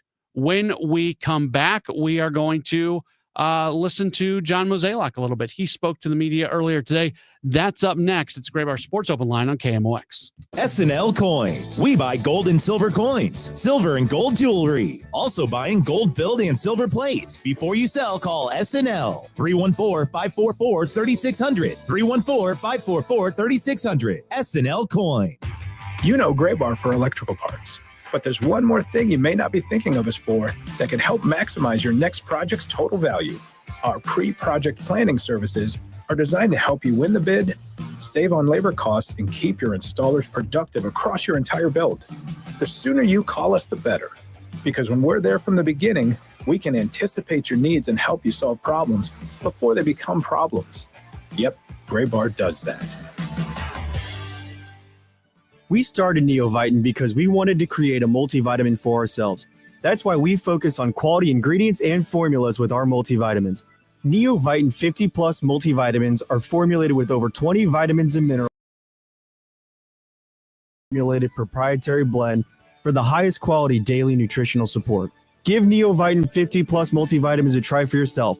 Find them at your local Schnucks, Dierbergs, and online at neovitin.com. I'm Ed Evans, CEO of Consumer Cellular. We're dedicated to serving people 50 and up like me. Our needs are different. Big Wireless wants us in an unlimited plan, but if you're not using all that data, you're probably getting used. At Consumer Cellular, we're focused on affordable, reliable plans, including data that suits your needs, not ours. Our plans start at just $20, and you'll get the best customer service in the business. Call 1-888-FREEDOM, visit consumercellular.com/facts or a store near you. Plans include $5 credit for auto pay and e-billing. See site for additional facts. Now is the perfect time to start on your next success. Apply now and save with no application fee. Classes start August 13th. An accredited state university, University of Maryland Global Campus, offers online and hybrid courses. Plus, you can earn up to 90 credits toward a bachelor's for prior learning and work experience, or transfer up to 12 credits towards a master's. Learn more at umgc.edu. Certified to operate in Virginia by Chef. Feel like your paycheck barely keeps up with your life? At the Financial Freedom Seminar, learn how real people are building passive income and retiring early using real estate. It's all happening live in St. Louis with Lifestyles Unlimited, September 27th and 28th. You'll leave with a step-by-step plan to change your future. Text radio to 88007. That's September 27th and 28th. Text radio to 88007. That's RADIO to 88007 now. If you owe the IRS, you have a legal issue, and you need the Lance Drury Law Firm. We'll protect your rights. Log on at lancedrurylaw.com. Don't miss Mosby Building Arts Home Improvement Show, Saturdays from 11 a.m. to 1 p.m. on KMOX. One of the last call-in shows where you can get live answers to your remodeling, design, and construction questions. Tune in Saturdays at 11 a.m. Now, back to the Gray Bar Sports Open Line on 104.1 FM, KMOX. Continuing to take you through what is it? Thursday? Yeah, it's Thursday. Taking you through Thursday. It doesn't matter what day it is. It's trade deadline day. Welcome back into the program. John Mozeliak, the Cardinals president of baseball operations, on his final trade deadline before he goes, I say retirement in terms of leaving the president of baseball operations position, goes on to whatever his next journey is going to be. But it was final trade deadline. He spent some time with the assembled media just a few moments ago on Zoom. Wanted to play back some of this press conference and what he had to say today. Yeah, to begin, obviously, we went into this deadline trying to move our expiring contracts. Obviously, Helsley, Matz, and Maton, we were able to do that. The goal of these moves were obviously to position, trying to create as much prospect value as possible, and we feel we achieved that. Obviously, when you take players to market, there's a lot of things that go on. There's a lot of eyes of beholder in terms of value, but overall, we felt like we were able to accomplish our goals, and hopefully, our fan base will see the returns of these deals in a couple of years. Jeff? Mo, what went into making this a deadline where you all were focused on trading only players that were headed to free agency this winter and not players who might have some team control? What was sort of the tipping point that made that the path for you all? Well, first off, when you look at some, like, I will say we got hit a lot on our left-handed hitters. But none of the types of offers we were getting for those necessarily accurate, but we were not motivated to move players that we had under control unless we were, well, to put it mildly, blown away, and we just weren't. Katie?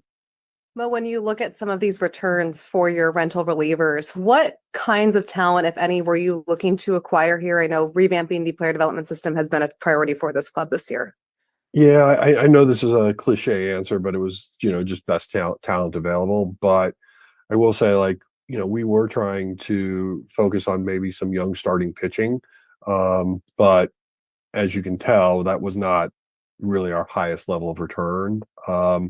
And really it just came down to the potential suitors that we were speaking with. And so we tried to navigate it as best we could, but we ultimately ended up with just deciding to go with the players that we thought had the highest upside.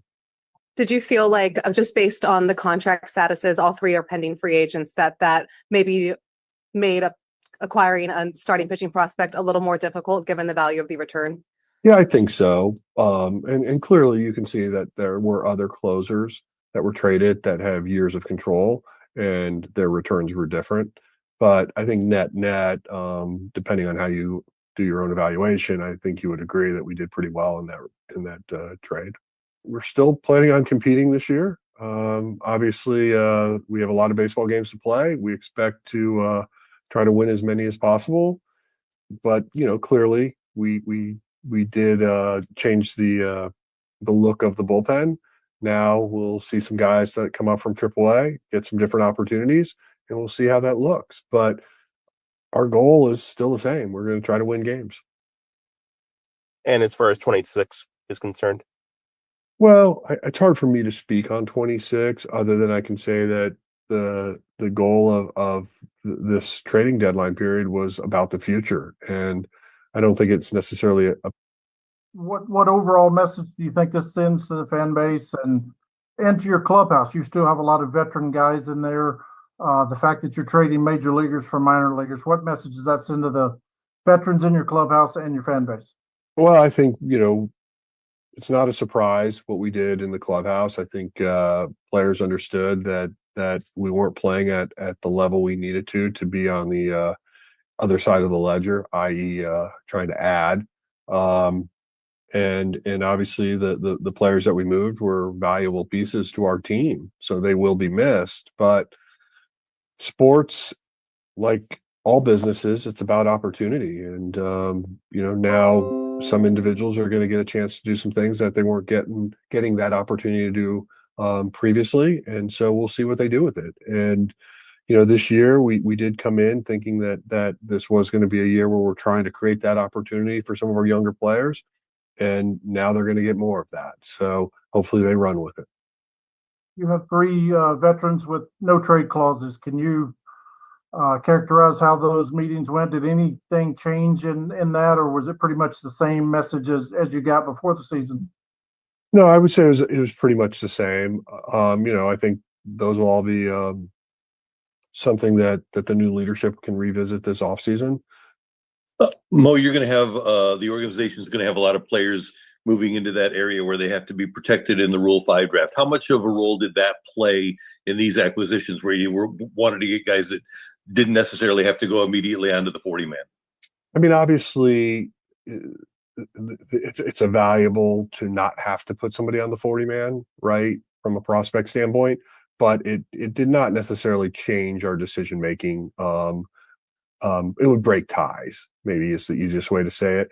But, ultimately, I do think we're going to have some flexibility on our 40-man, though, because obviously we took multiple players off just recently. And, there are going to be some more player churn over the next 2 to 3 months, which is just natural. So I'm not overly concerned about the space, and nor was anybody in our room, but we certainly understood. We were cognizant of it, to answer your question. Yes. Daniel? Mo, just when it comes to that relief market, specifically with closers and kind of the lead up to the deal with the Mets to send Helsley there, how did you kind of see that kind of market shake up as kind of that deal got closer?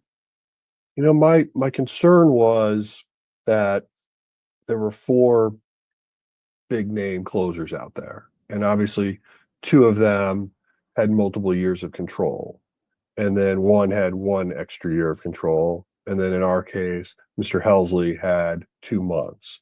So I was cognizant of how far we thought we had leverage. What I didn't want to have happen, a lot of times I think in this business, everybody thinks like the longer you wait, the better the deal.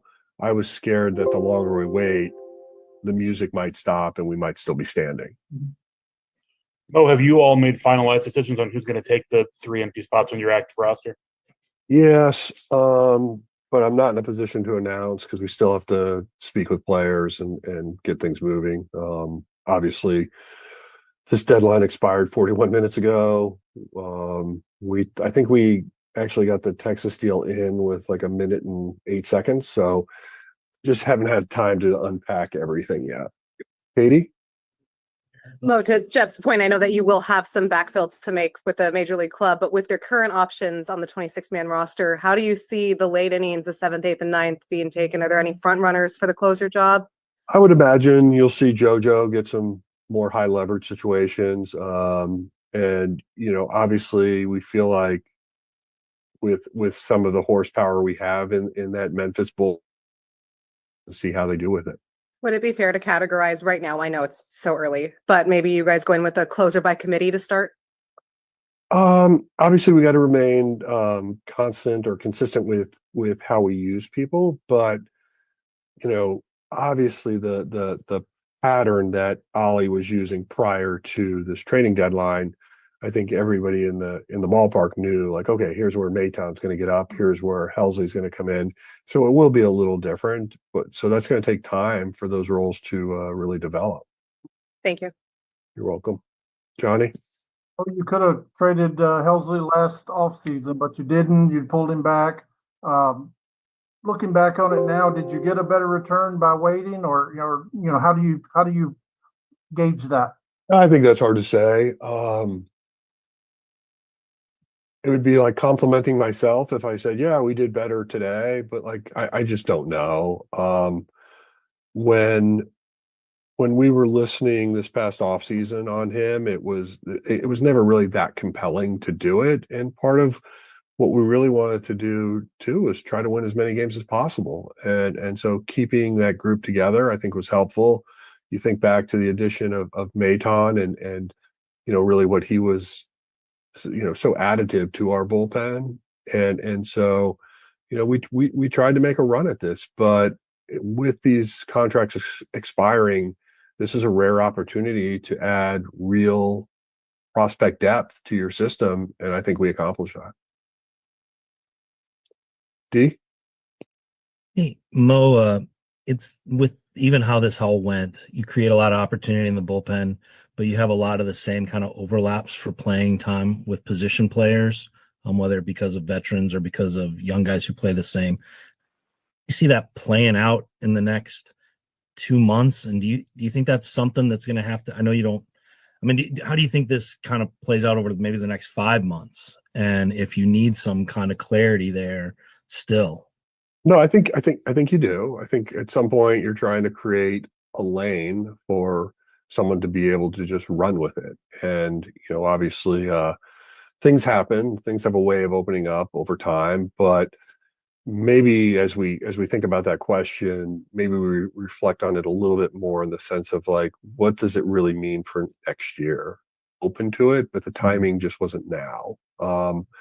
Because two guys were on the IL. It was just an awkward time, and so I feel like your question is a good question and one that will ultimately be resolved probably over the next 6 months. Okay. Do you envision maybe some kind of different setup at third base with Nolan or with the Nolans, I guess, or how do you see that playing out? Well, I do think again we're going to try to find at bats for Nolan Gorman as best we can. Unfortunately, the timing of his injury it is what it is, and so now we got to try to get him back into where he was prior to the injury. And so I think from a playing standpoint, you are going to see those opportunities happen, but you're trying not to do it at the expense of someone also trying to get going. So I do think like these things tend to work themselves out over time. You might say to me, well, no, they haven't, but typically they do. And so patience. May I ask one last question that's probably apropos? Mo, you're 46 minutes removed from probably the last significant move for you as president of baseball operations. Correct me if I'm wrong there, but how do you feel? When you're done, it's just a feeling of exhaustion, just like relief, like, oh, it's over. And this one's no different. I feel like I wish we were on the other side where we were looking to add versus break up.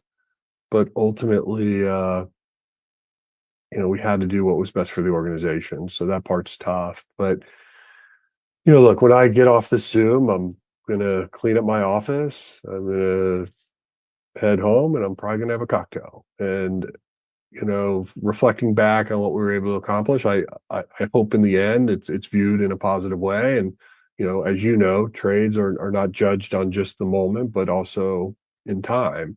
And so as I think back of my career and all of that, it's hard to like put into words exactly what I'm thinking and feeling at the moment. But I appreciate the support I got from my team, all the people involved, Ollie and his staff. This is never fun. It's tough. And those guys were pros. And then, from working with Flo, Moy, Gersh, Surf, Heim, Jared, Seats, and Bear. It was a good experience for all of them. And certainly the last 72 hours has been a blur for all of us and for most people in baseball. And I think we're all just taking that deep breath now. But it was definitely a surreal feeling walking out of that room and knowing that that may be the last time I ever have to captain one of those. Thank you. You're welcome. Jeffrey? Sorry for ruining the nice moment.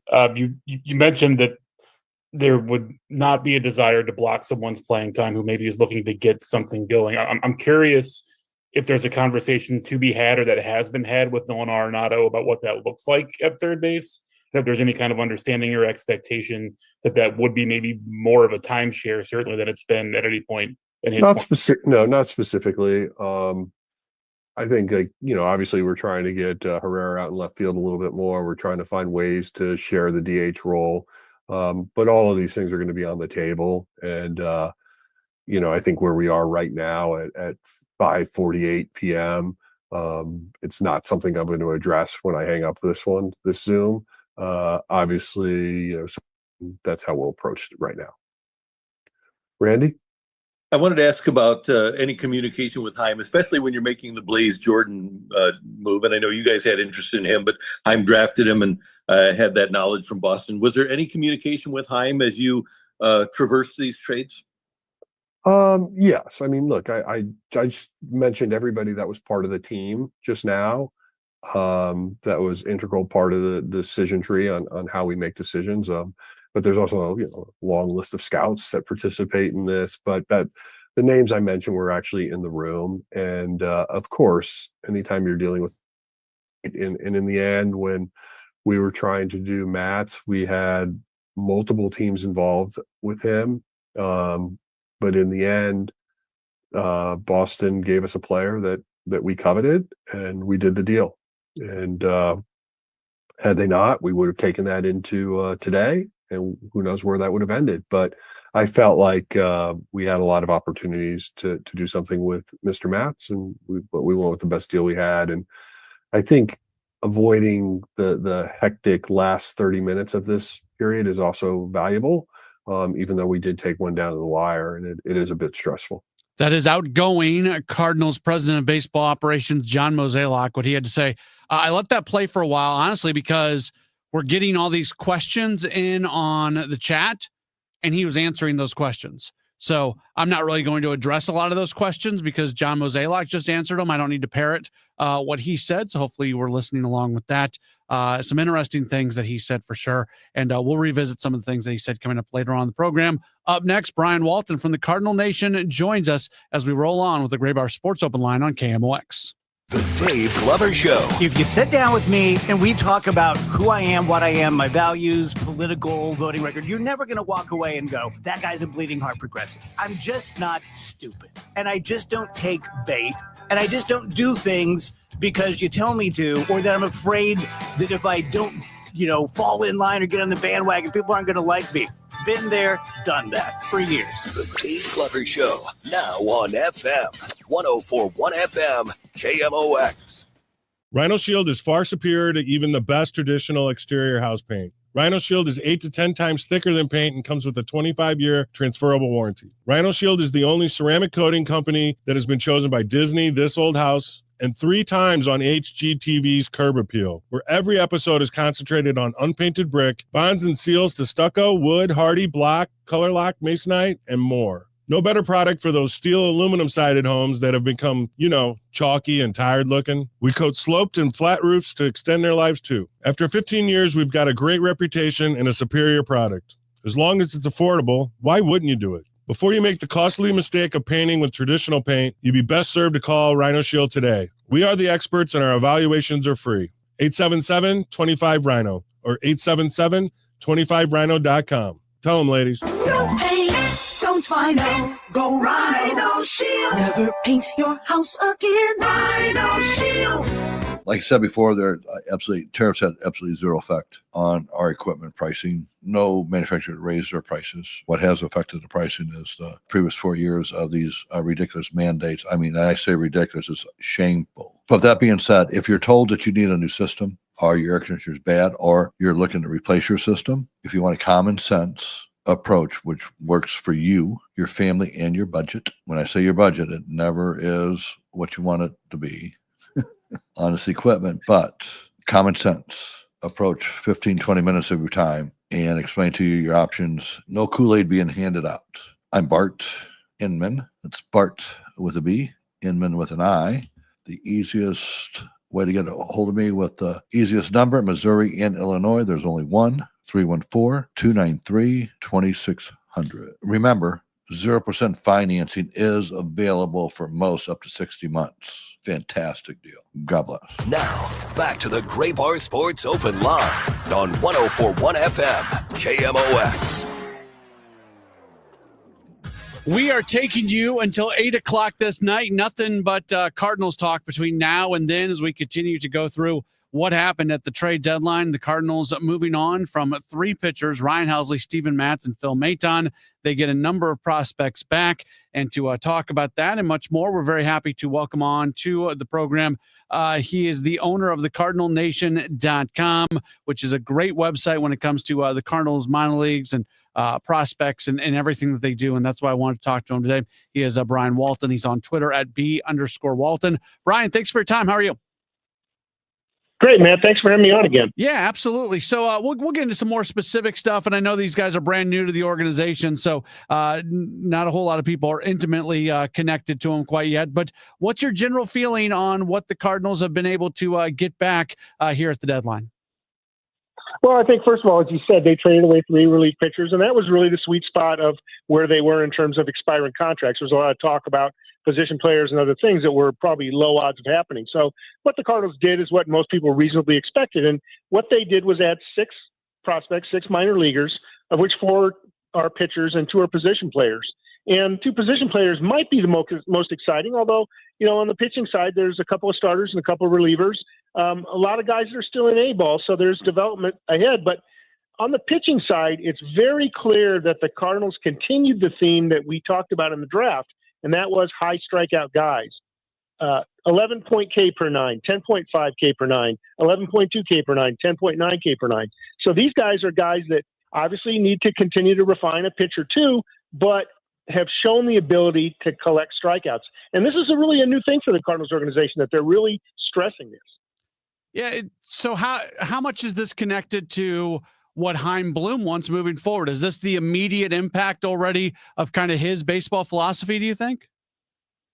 I'm not really sure. I mean, we don't know. We're not obviously sitting in the war rooms when they're talking about this. I mean, there are people in the analytics side, there are people on the scouting side who have believed that was important. And, the old days of pitch to contact, it served the Cardinals well for many, many years. But as defenses get more sophisticated and how they position, it becomes harder and harder to pitch to contact. You really got to have a good defense. And the Cardinals have had a pretty good defense over time, but they haven't had the guys who could get those big strikeout when they needed them. And the Cardinals are putting more lines in the water. We don't know whether any of these guys are going to become future major leaguers or not, but the more opportunities you have of guys who can throw hard, the more chances you have of guys who are going to make it and contribute down the road in a few years. Most of the guys that they acquire are low-level guys right now in terms of their baseball development. But a couple guys are at the higher levels at AAA. Today, the guy that they got from the Rangers, one of them, Skylar Hayes, he's been at the AAA level. Yesterday, when they go out and they get the first baseman, third baseman from Boston, he's a AAA guy. But does it say anything to you that, for the most part, it feels like they were targeting lower level guys earlier on their development, guys who don't need to be on the 40-man roster? Yeah, and the Cardinals have room. I mean, the Cardinals have 4 open spots right now on their 40-man roster. The 3 they traded away, and then plus Eric Fetty's spot. So they have the opportunity to bring some guys up if they need them. I think it's more likely what other organizations are going to make available, at this point again, because these are expiring contracts. As good as Ryan Helsley is, everybody knows how good Ryan Helsley is. We've watched him pitch for many years. The reality is the Mets are going to get 2 months out of him, and then he's going to become a free agent and cash in a big contract. And it might be with him, might be somewhere else. So you have to be realistic in terms of the guys that the Cardinals got. I think Blaze Jordan, the guy that you mentioned from the Red Sox, is an interesting guy. I mean, he was a number 24 ranked prospect in the system, but he's having a breakout year on the power side. And his slugging, Blake Jordan's slugging mark this year, 495, would be in the top 5 in the Cardinals system. So, unfortunately, he's a first base only, but the positive is he's a right-handed hitter, and that's the Cardinals have been looking for right-handed power. And you think, well, Lucan Baker hasn't really been able to step up, so maybe Blaze Jordan can find a spot among the scrum between first base and DH, which is already Wilson Contreras and Ivan Herrera and Burley. They're all kind of in that mix. I know you guys have your own rankings, and you'll insert everybody in here sooner than later. As I look at the MLB Pipeline rankings, Baez slots in at number 6, Dome at number 13, Jordan comes in at number 19. They haven't yet inserted the players who were acquired today. But if nothing else, Brian, it feels like for an organization where there has been some questions about the prospect depth that they have throughout the entire, all levels of the minor league system, they obviously have created some more depth today. That's right, man. And Jesus Baez, the one you mentioned who came in, he'll be in the top 10 in my list too. Only 20 years old, left side guy, so shortstop, maybe third base down the road, but only 5'10". But a guy with a very strong arm. Had some very impressive exit velocities when he was in the Florida State League last year. Doesn't strike out a lot, but his play discipline isn't so good. So, there's some things to work on, but there's material there, just like we talked about those pitchers with the ability to strike out. Jesus Baez has shown good power and a very, very good bat. And that's something you can build on with a guy who's, going to report to high A Peoria and, still has a couple more levels to master, 3 more levels to master before he reaches the majors. Yeah, that Peoria team got quite the influx of talent with this trade deadline. That's right. Jesus Baez, as I mentioned, and then Nate Dome and Frank Ellis, the 2 right-handers that came from the Mets are both reporting there. And I would imagine that Mason Molina, the left-hander, the starting pitcher that they got from the Rangers today, will probably also report to Peoria. So the Chiefs will get a nice influx of talent, and that's important because normally this time of year you see guys that are moving around to accommodate the players who were drafted this year. But at least today, as of the last day of July, none of the 21 players that the Cardinals signed, plus 2 free agents that the Cardinals signed earlier this month, have been activated yet. So these guys are going to slip in and provide some depth in an organization that can help. We're continuing to talk with Brian Walton from the CardinalNation.com. I hear it so often from fans, so I'm going to ask you the exact same question. Do you see a scenario where J.J. Weatherholt gets to the big leagues before this season comes to an end? I think only in the case that there was a rash of injuries in the middle infield and they really needed him. I mean, they're looking to see, what they've got right now and the guys that they have. And, it was only two years ago when the Cardinals traded off, all those pitchers and brought in a bunch of players, and they're trying to see right now Thomas Jaycee. Is he going to be a long-term guy, or is Weatherholt going to push him aside? I think Weatherholt, the Cardinals have taken some heat in the past for rushing a player like Jordan Walker when they didn't really need to. And let's face it, the Cardinals aren't probably going to make the playoffs this year, and so I'd rather see J.J. Weatherholt get some more reps in AAA, maybe go to the Arizona Fall League and come to camp and see what happens there. But we'll have to see. I just hope people aren't too impatient yet because Weatherholt has had great success early on here in AAA, but they're going to figure out his weaknesses and he's going to need to react. He'll have his slump, and I just hope people aren't too impatient. That's all. Tekoa Roby appeared to be on a track where he might get to the big leagues this season, certainly competing for a job in spring next year. And now all of a sudden, because he has had Tommy John surgery, we're not going to see him until 2027 in all likelihood. For a guy who seemingly got it figured out this year, how challenging is that? First off, from the high-end pitching depth perspective for the Cardinals, really, they haven't had a lot at AAA ready to help. And also this was a guy who was expected to contribute very, very soon. Yeah, the hope was that coming into this year that both Tank Hence and Tekoa Roby would step up and show that they could be ready to help for the Cardinals next season. And unfortunately, Tank Hence has been hurt, and now Roby's joined him, as well as Cooper Jerby, who also, was very, very promising at AA level as well. And the Cardinals just had a terrible rash. They've been healthy at the major league level primarily with their pitching, but at the AAA level, I mean, they've just been decimated. They're like 6 prospects out for the year or out for a long extended period of time. And Tekoa Roby, as you said, had issues with his shoulder, and so it was a little bit of over time. But it was a little bit of surprise when it was his elbow that was damaged, and he had to have Tommy John surgery. And so, right now, now that Michael McGreevy's up with St. Louis, there really isn't an obvious guy, a prospect guy.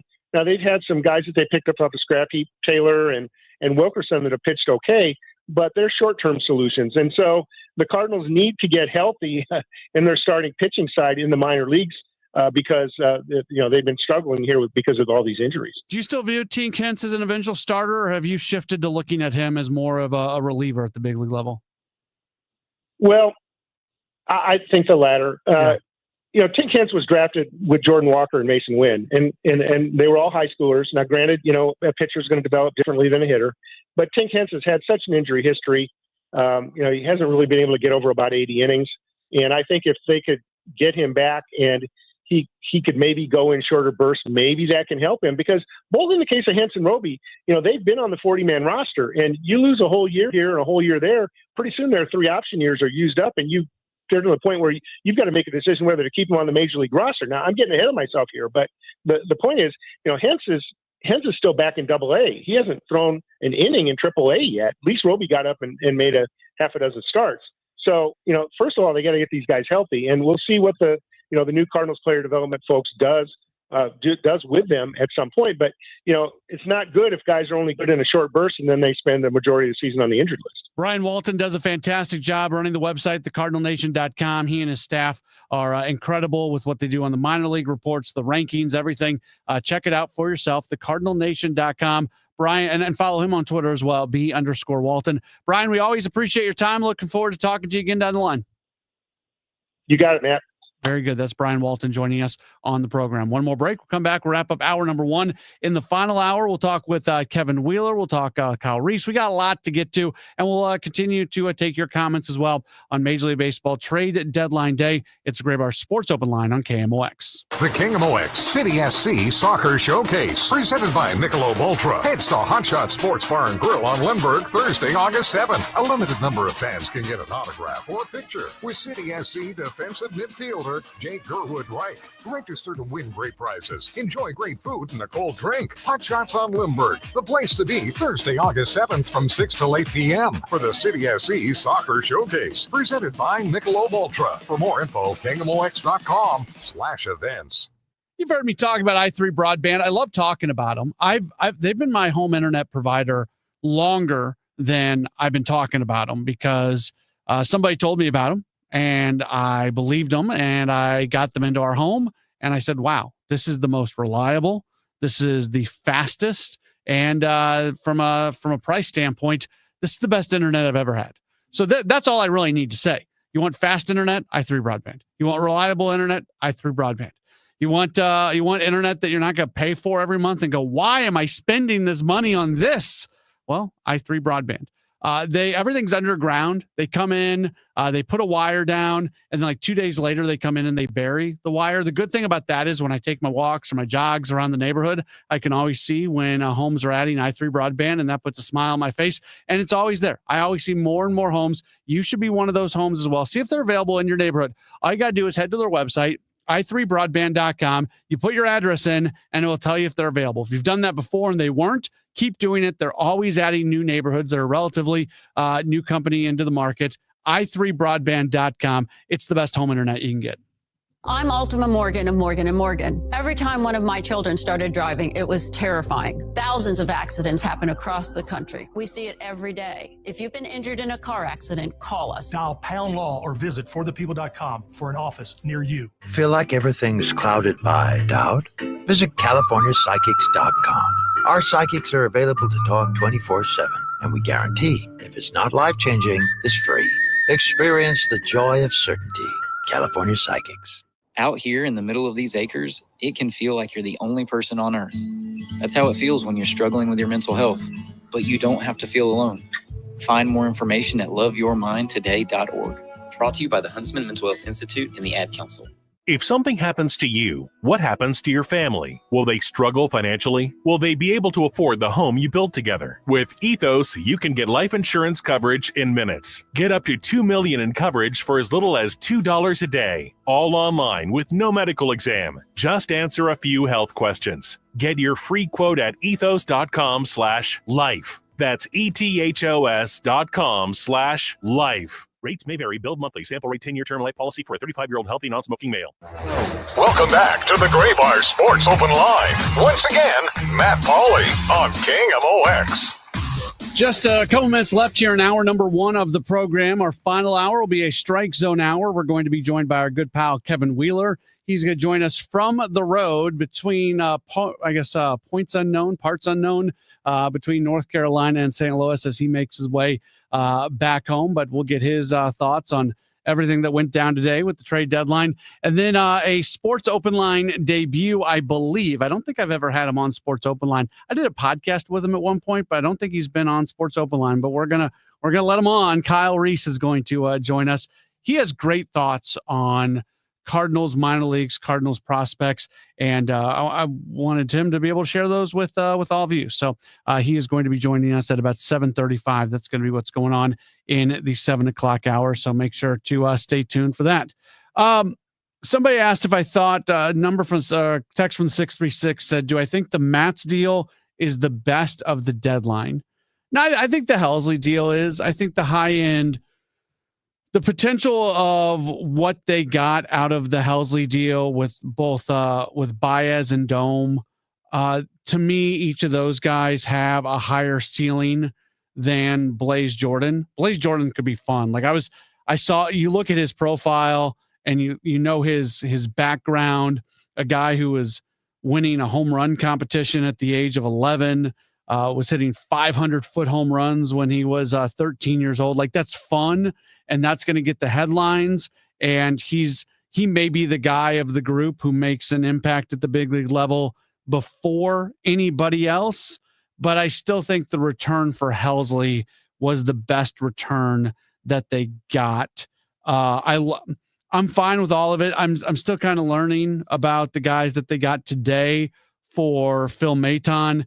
They got a couple pitchers, a lefty in Mason Molina. Hey, he's got the right, he's got the correct last name for the Cardinals organization. Mason Molina. He's a guy who's been pitching single A, and then Skylar Hales. Each of those guys were in the lower portion of the Rangers' top 30 prospects, according to MLB Pipeline. Molina at number 27, Hales at number 28. He's been at AAA, but really, really struggling at AAA. So maybe we see Hales before this season comes to an end. But based off my very limited knowledge, I'll be very open about that. My very limited knowledge on these players that the Cardinals are getting back on paper, it feels like the return for Helsley was the best return of the bunch. But we'll ask some other people about that both today and coming up on the show tomorrow. More after the 7 o'clock news. It's Gray Bar Sports Open Line right here on KMOX. We can get more sleep, we can get more sun, and we can get more exercise, but the one thing we can't get more of is time. It's time to eliminate the one phrase that could be holding you back from reaching your retirement goals. I'll take care of it tomorrow. It's time to pick up the phone and make the call to Gary Goldberg and the team at Financial and Tax Strategies, 314-991-9005, or online at checkwithgary.com. Investment advisory services offered through Centaurus Financial, Inc., an FFC registered investment advisor. Insurance and annuities offered through Gary Goldberg, NPN number 918615. It's Tom Ackerman. I've been talking about it for years because we've been enjoying it for years, and that is Innsbrook. Innsbrook Resort, Innsbrook-resort.com. What a place. And the home values have increased 105% in the last 5 years, so it's a great return on investment. The new Sonnenhaus houses are available this year. The modern exterior of a treehouse with cozy interior elements of a cottage. Innsbrook-resort.com. Wesley Financial Group is not a law firm. Hi, I'm Chuck McDowell, the timeshare cancellation guy. In 2011, I founded Wesley Financial Group with one goal in mind: to help honest folks out of their timeshares permanently. Today, I run Wesley with my two sons, a real family business, treating every client and every employee like we'd want our own family treated. That philosophy has helped us grow into the largest, most trusted timeshare cancellation company in the United States. Fortune magazine even recognized us as one of the best places to work. Why? Because we genuinely care. In fact, some of our former clients were so moved by their experience working with us, they joined our team so they could help others to timeshare freedom. If you're stuck in a timeshare, give us a call. Let our family help your family. Call Wesley now for your free timeshare exit kit. 800-885-9700. 800-885-9700. That's 800-885-9700. Hey guys, Glover here from my good friends at Ophthalmology Associates. So my doctor is Dr. Greg Birdie, and he's my doctor and he is my friend. He is a very, very good, very thorough doctor. His longtime partner, Dr. Malhotra, Dr. Royer, Dr. Brusati, they are the doctor's doctors. Why do they call them this? Because about 250 local and regional doctors go to the doctor's doctors for their eye care. Now, are their eyes more important than yours? No, of course not. But it's a real indicator that they are legit when other doctors go to them when they could go anywhere in the world for their eye care. Whether you're there for a comprehensive exam or you're there for a surgical consultation on LASIK or cataracts, you're going to be treated with respect and professionalism every single time. Call 314-966-5000 or log on to youridoc.com. That's 314-966-5000 or youridoc.com for the fine doctors at Ophthalmology Associates and the Cornea and Laser Vision Institute. 314-966-5000 or youridoc.com. You're listening to Leaf Filter Radio, and the guru of gutter protection himself, Chris Coonahan, is here to take your most pressing leaf-related questions. Hey, everybody, Chris here. I understand we have Ron on the line. Ron, where are you calling from? Uh-oh. Ron, are you calling from a ladder? Well, I was.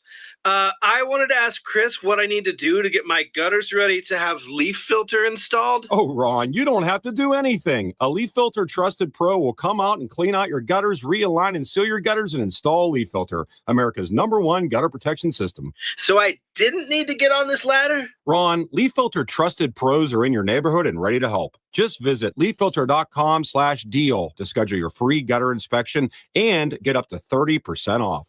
Thank goodness. What was that site? That's leaffilter.com/deal for your free gutter inspection today. See representative for warranty details. Promotion is 20% off plus a 10% senior or military discount. One discount per household. News, talk, cards. KMOX AM St. Louis. KMOX FM Hazelwood. Always live on the free Odyssey app. Volunteer efforts in the Northwest Travis County community. Nobody came. No emergency services came to them. Kerr County's emergency manager, William Dub Thomas, said he was out sick on July 3rd and asleep when the deadly flash floods hit in the early morning hours of July 4th, but that supervisors and sheriff's office leadership were aware that he was off duty. The Trump administration says there are just a few hours left until strong new tariffs kick in for trading partners around the world. CBS's Erica Brown on Capitol Hill. As President Trump's trade deal deadline quickly approaches, he's announced a 90-day pause on higher tariffs from Mexico to allow negotiations to continue. But other trading partners who haven't reached a deal will see increased tariffs kick in on Friday.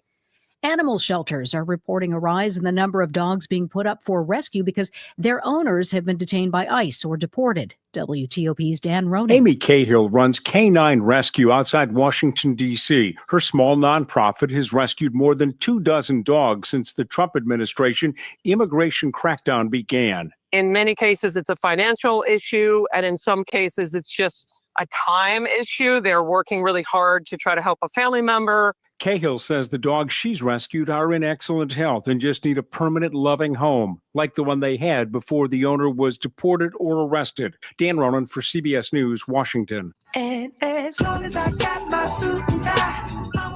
Justin Timberlake is singing the blues after he says he's been diagnosed with Lyme disease. He says on social media, after wrapping up his tour yesterday, that the tick-borne illness is relentlessly debilitating.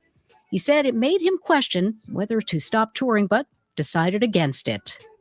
This is CBS News. Think O'Reilly Auto Parts for all your car care needs. Get the parts and service you need fast from the professional parts people at O'Reilly Auto Parts. At 7:03, it's a cloudy sky. Right now, 76 degrees downtown at the Arch. What do the Cardinals look like post-trade deadline? The Cardinals were expected to move relief pitchers Ryan Helsley, Steven Matz, and Phil Maton, and they did just that. They did not move on from any position players, as President of Baseball Operations John Mozeliak was not overwhelmed by any of the offers he got for those position players that might have been available. We were not motivated to move players that we had under control unless we were, to put it mildly, blown away. And we just weren't. The Cardinals will need to make a number of moves, bringing pitchers up from AAA Memphis before they resume their season Friday night in San Diego. Matt Pauley, KMOX Sports. Mayor Kara Spencer gives her thoughts on St. Louis County Executive Sam Page getting indicted on 4 counts. It's a sad day, certainly. I was certainly sad to read that. It breaks down much needed trust in municipal government. Spencer declined to comment on the merits of the case, citing a lack of knowledge of the details. Page was indicted for a piece of mail paid for by taxpayer dollars that allegedly advocated against Proposition B. St. Louis police shot and killed a carjacking suspect today in the Hyde Park neighborhood. The carjacking took place overnight, not far from where the suspect was found later. The victim from out of town was pulled out of their Ford Fusion by gunpoint. Police spokesman Mitch McCoy addressed that. These are individuals that have absolute no care whatsoever in their bodies for any human life. Detectives later in the day spotted the stolen car with a group of people. When they approached, they say an armed man ran off. Detectives chased him and told him to drop his gun. He didn't. Officers fired shots. The man was pronounced dead on the scene. He has not been identified. Missouri U.S. Senator Josh Hawley responds to President Trump calling him a second-tier senator. Well, that's not the worst thing that's been said about me. Senator Josh Hawley appeared on Fox News Wednesday night after President Trump made clear his displeasure of him in a social media post. Hawley was the only Republican voting in favor of a bill in committee that would ban stock trading for members of Congress and the executive branch. Listen, I had a good chat with the president earlier this evening, and he reiterated to me he wants to see a ban on stock trading by people like Nancy Pelosi and members of Congress, which is what we passed. If the bill becomes law, called the Honest Act, it would not immediately force sitting members of Congress and the president and VP to sell off their stocks. Instead, the ban would kick in only after they begin a new term. Stuart McMillan, KMOX News. St. Louis City will soon begin collecting on long overdue water bills. Around 13,400 households in St. Louis City are behind on their water bill to a total tune of $12.6 million, or around $940 per household that is currently behind. Water Commissioner for St. Louis City, Niraj Patel, tells KMOX in about a month, that moratorium will be lifted. The one that was instituted back in 2020 is lifted on September 1st. Our plan is not to go out there and shut all our water customers off, who have delinquent balances. Patel says those impacted by the tornado from May will be exempt from the moratorium being lifted. He also says that they will not be immediately implementing water shutoffs on people who are behind, but instead working to get them on repayment plans, which he says will be generous and long-term plans. In St. Louis City Hall, Sean Malone, KMOX News. For tonight, skies clear out. Nice evening, 64 for the low. For tomorrow, summer weather, wonderful for a change. Sunny sky, low humidity, excellent temps, high of 82. For tomorrow night, clear sky. For Saturday, Sunday, sunshine, low humidity, high 83. Right now, we've got 76 in St. Peter's and Florissant and downtown at the Arch. The feels like it's just 74.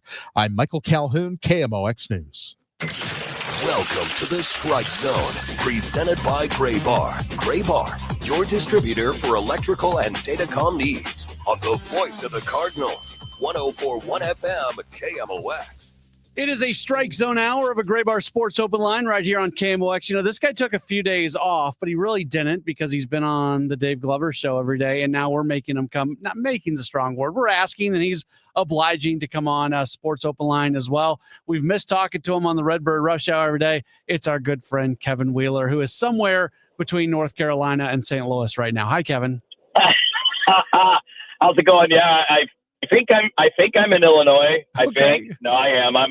I'm a couple hours away from being back home. Not too far. It's been a long day in the car, but at least I had trade deadline stuff to listen to all day. Yeah, I woke up this morning and the first thing I saw was a tweet from Bob Nightingale that said the Cardinals are open for business and teams are interested in Alec Burleson, Lars Nootbaar, and Brendan Donovan. I was like, this might be an interesting day. And then at 4:59 p.m., they get the deal done for Phil Maton, and that was it. Yeah, not shocking. I wonder if some of it, Matt, was that, they were Oh, no. That made them push the button now as opposed to doing it in the offseason.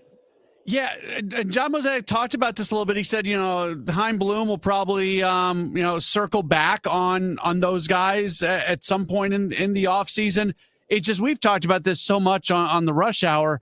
It felt like this was an opportunity to move on from some of the redundancies that exist, and you can get more of a clear path, and you can give more guys, more playing time here over the final 2 months of the season. But it wasn't meant to be. Yeah, I think it's a good point. You got 2 months left, and I know the hope and the plan is to get Nootbaar and Gorman back healthy and get them back soon. And once everybody's healthy, we're back to that same 10 guys for 9 spots problem, right? Yeah. Where you got 10 guys you want to play, but you only have 9 spots in the lineup. And I mean, I guess some of that could come at the expense of Jordan Walker, but he's been better since coming back here in the month of July. Do you want to start messing with playing time when he's starting to figure some things out? It could come at the expense of Gorman, but then where are you with Gorman at the end of all this if he's going to end up back in that same kind of in-between role? This has to be the time where they start giving Arenado more days, right? Like I understand what we've talked about over and over, that he's a veteran. He's a future Hall of Famer. He likes to play every day. But even we played the comments from Mo earlier, and he said they're going to be looking for ways to get Gorman into the lineup. It feels like at this point when you've just sold off, and yeah, you're not completely out of playoff contention yet, but it would take a miraculous turn of events involving multiple teams for you to find your way in. Isn't this just the time to go ahead and if Arenado's got to be on this team, which he has to be now, no, they don't work out a deal and never seemed likely that they were going to work out a deal. It's time to go ahead and just sit him more often, no matter how he feels about it. Yeah, I mean, you saw the Wheeler plan, Matt. I think there are a lot of guys on this team that might be better served in the last 2 months getting more time off than they did earlier in the year.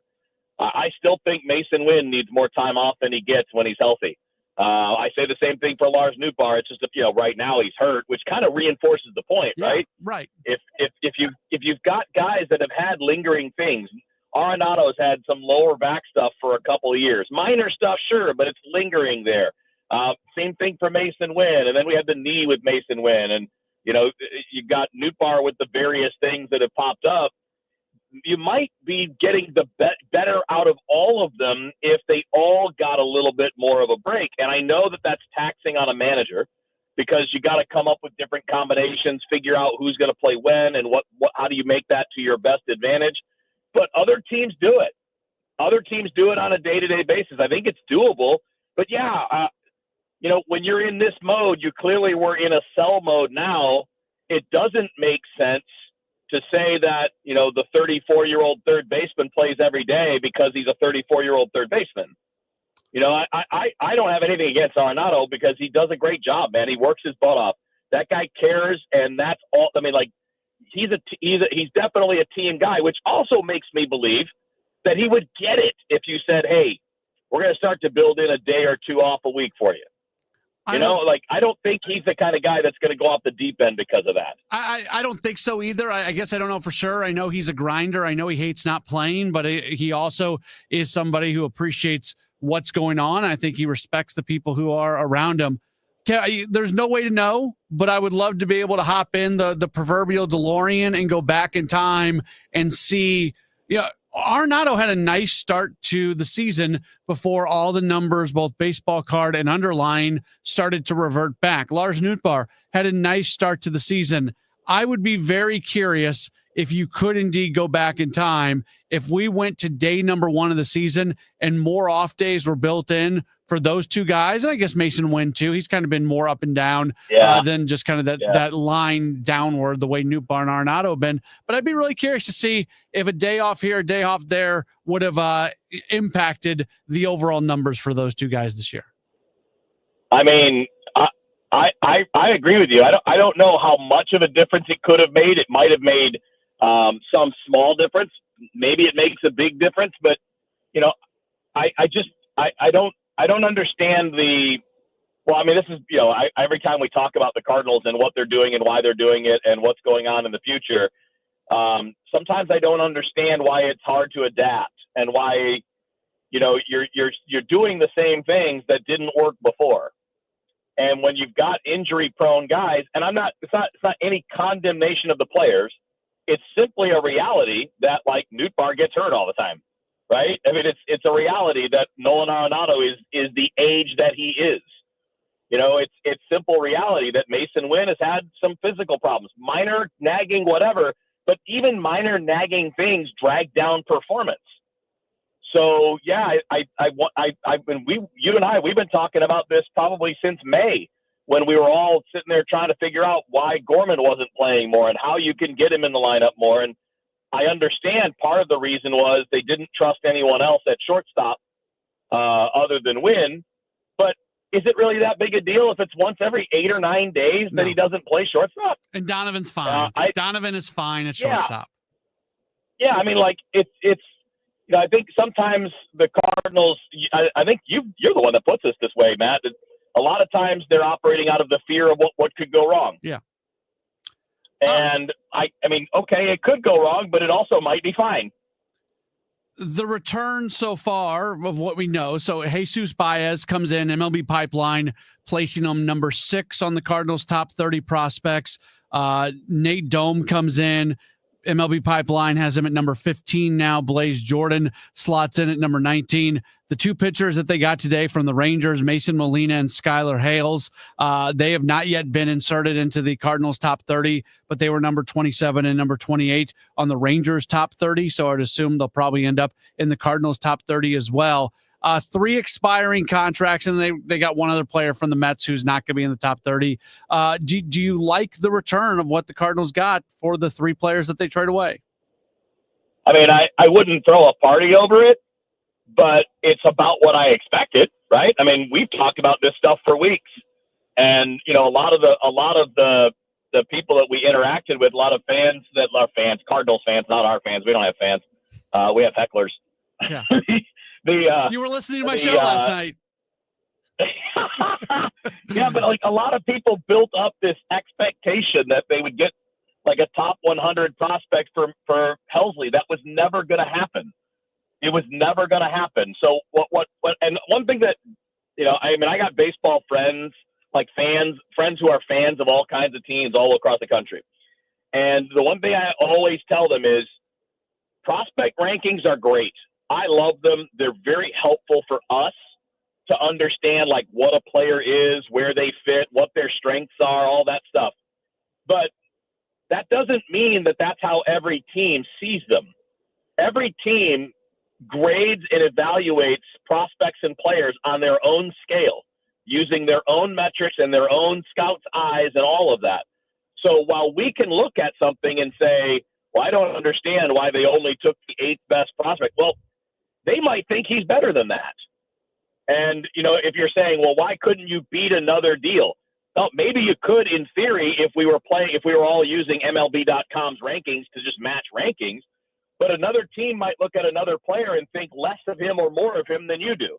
So it's really hard when we don't have, like the teams are not, there's 30 different ways that teams evaluate players. So when we do this, it's important to just kind of understand what are the things that can make a player valuable? Well, high velocity arms, power bats, elite defense, an elite spin rate on a breaking ball or whatever. And that's really what teams are trading for, is more characteristics and traits and less the player's prospect ranking. Yeah, but even from a ranking standpoint, Jesus Baez went into the season on the Baseball America top 100. He has since fallen out, but 3 months ago, he was a top 100 level prospect. That's pretty good. That's more than what a lot of teams are going to get. Totally agree. I mean, there's absolutely nothing wrong with that return. And he's the right age, I think, too, right? The last thing they needed was another player, barring like the acquisition of a high-end player or maybe a guy that could be in their rotation next year. Like, that's the right time frame. You wanted somebody that falls in just behind the guys like Sajaci and Weatherholt that you already have creeping up towards the major leagues. And this guy, is in high A ball. He's probably 2 years away from being in your conversation. And in 2 years, a lot can change about both the team and the player. Yeah, he's probably not a shortstop. I saw people getting, their what's in a bunch because the Cardinals acquired a shortstop, and that's where you remind people, if you're 20 years old and you're playing shortstop in the minor leagues, maybe that means you're going to be a shortstop, or more probably, it just means that you're a pretty good athlete. Yes, exactly. And that's why teams draft so many damn shortstops and why when they get a chance to acquire them. So basically, if you can play shortstop, you can play every position on the field except catcher, and maybe even catcher, because you'd have the hands to do it, right? And certainly the arm strength to do it. But they don't. The two positions are very different, so it's not necessarily that. But if you can play short, you can absolutely play all the other infield positions, and you can play the outfield. So and what matters with Baez is the power. He hasn't gotten to it in games this year to match what you would say the scouts grade him on as power. But again, for somebody 20, that's not that unusual. He's also been in at least one pitcher-friendly league so far this year. So, there are a lot of other things that go into that. But again, you traded for the tool that you hope will be a guy that hits the ball over the fence with some regularity, who's athletic enough to play shortstop now, which means you could use him where you need him. Speaking of home runs, Cardinals fans are already really excited about Blaze Jordan. He has prodigious power. There are some things that he needs to work on, especially swing decisions. But if nothing else, this is a fun player to bring into the organization. He's an interesting dude. I mentioned to you earlier on DGS, but this guy's been a phenom since he was like 12, 13 years old. Like, this guy was in home run derbies hitting 450-foot homers when he was 13. Now, keep in mind, he was doing that with juiced up bats. Like that, you're not doing that with the college bat or with a wood bat. That's with those like drop 10, drop 8 kind of really hot metal bats that nobody is allowed to swing at any higher levels for a good reason, because they're dangerous. But still, he was 13. You know what I mean? And he was a big 13, right? He was a really big boy. And that's one of the concerns about him is, at least as a prospect that's developed, he's had good arm strength in the past, but he doesn't move great, even though he's been able to stay at third for most of his time. But the bat can be really interesting. For a guy that has high exit velos, he doesn't strike out very much. And that can be a sign that he's just swinging at too many pitches, right? Like he's sacrificing some of that power for contact. And if he can figure out how to stop doing that, you can get a productive player. And I know I mentioned it. They're not the same player. Alec Burleson can play the outfield. Blaze Jordan cannot. And Burleson's a lefty and Jordan's a righty. But there's some similarity to their hitting profiles. And we've seen Burleson make some improvements in that regard this year. Yeah. And let me finish you off with this, because it goes to a Blaze Jordan being better at swing decisions. Now that the draft is in the books, and now that the trade deadline is in the books, and an influx of young talent have come into the organization, this is where we can really start to judge this new regime of player development on what they can do and what they were brought here to do. I mean, you can see it in the types of players that they're acquiring, right? I mean, Jordan's a high exit velo guy. Baez is a power guy. In the draft, it was a lot of power arms, which hadn't always been the case for the Cardinals. So, yeah, I think you could say that Chaim Bloom, and not just Bloom, but all of his guys with influence in the organization and player development, you can see that their fingerprints are on all of this. They absolutely are. Kevin, safe travels the rest of your way into St. Louis, and we'll see you in studio tomorrow. Yes, you will. All right. The return of Kevin Wheeler to the KMOX studios tomorrow. Thanks for taking the time. We'll see you then. Glad to do it, buddy. We'll see you tomorrow. All right. Very good. That's Kevin Wheeler joining us here on a Gray Bar Sports Open Line. It is a strike zone hour here on KMOX. What's on Deck is presented by Chesterfield Fence and Deck. The sign you have the very best. Cardinals do get back at tomorrow. The roster is going to look different. John Mosey, like you heard him say earlier, they've already made the decisions on what Memphis players are going to be brought up, what relief pitchers are going to return to the team starting tomorrow. They've got open 40-man spots. They've got 3 open 26-man spots. So the roster is going to look a little different coming up tomorrow. Matthew Liberatore against Nick Pivetta, the pitching matchup. 8:40 first pitch. Our coverage tomorrow begins at 7:45. This is a Gray Bar Sports Open Line on KMOX. You are a successful electrical contractor, but you plus a dedicated team supporting your project from day one? That's taking your productivity to the next level. And Graybar can help you get there. Your relationships plus our relationships. Your capabilities plus our job site services. Your challenges plus our technical specialists. You alone can get the job done. But you plus Graybar, that's smart business. Yep, Graybar does that. At CertaPro Painters, we know that a happy place comes in many colors, like ones that inspire a sense of wonder, or a new flavor that makes life just a little bit sweeter, or one to celebrate those moments that lift you to new heights.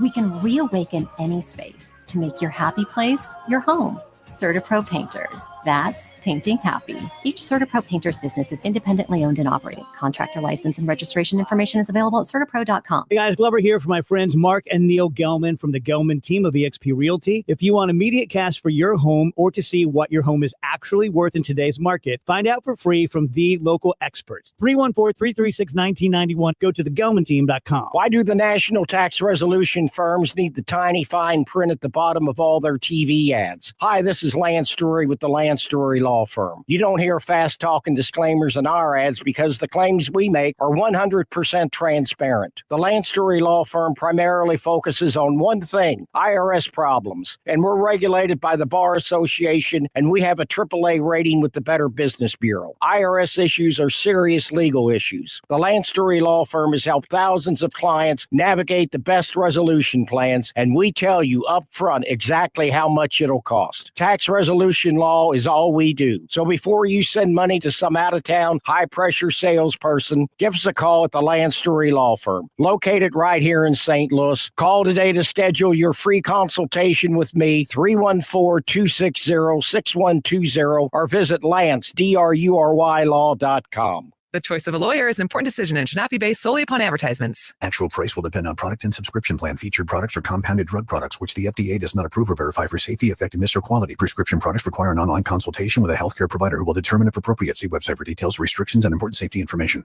Want a boost in and out of the bedroom? Hims has you covered. Introducing a new 2-in-1 approach to level up your game. Tadalafil for better bedroom performance and zinc for testosterone support. Put it all together and you've got what you need to turn things all the way up. Getting started is simple. Just go to hims.com/joy to start your free online visit. Through Hims, you can access ED treatments including pills, chews, and more. 100% online.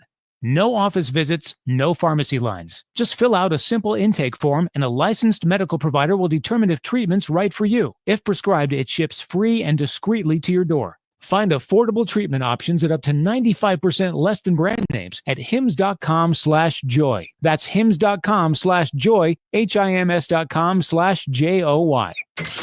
Now, back to the Strike Zone, presented by Gray Bar on the voice of the Cardinals.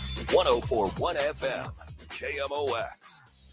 It is a Strike Zone hour of a Gray Bar Sports Open Line right here on KMOX. Building the Future is presented by Gray Bar. Gray Bar is headquartered in St. Louis, a great place to work. And this is a great day for building the future because that's exactly what the Cardinals have done yesterday and today, making the moves to trade Ryan Helsley, Steven Matz, and Phil Maton.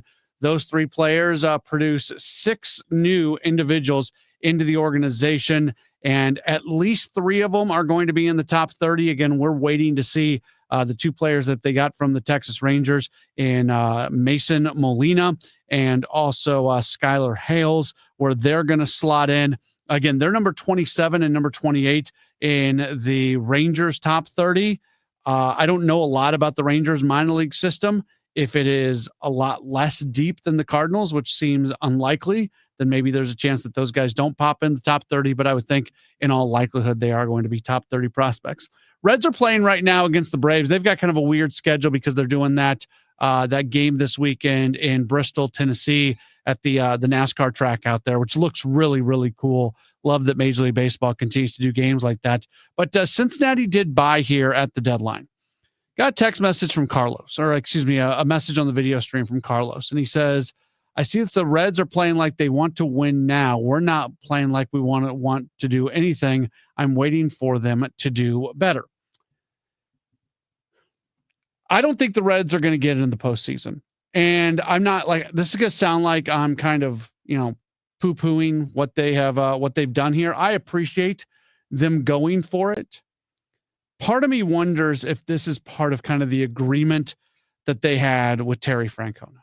You get Terry Francona to come out of retirement and you are the team that's the first team out in the wild card race and kind of within striking distance.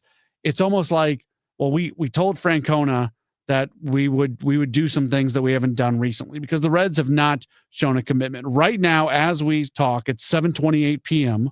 on July 31st. The Reds are 3 games back of the Padres in the wild card race.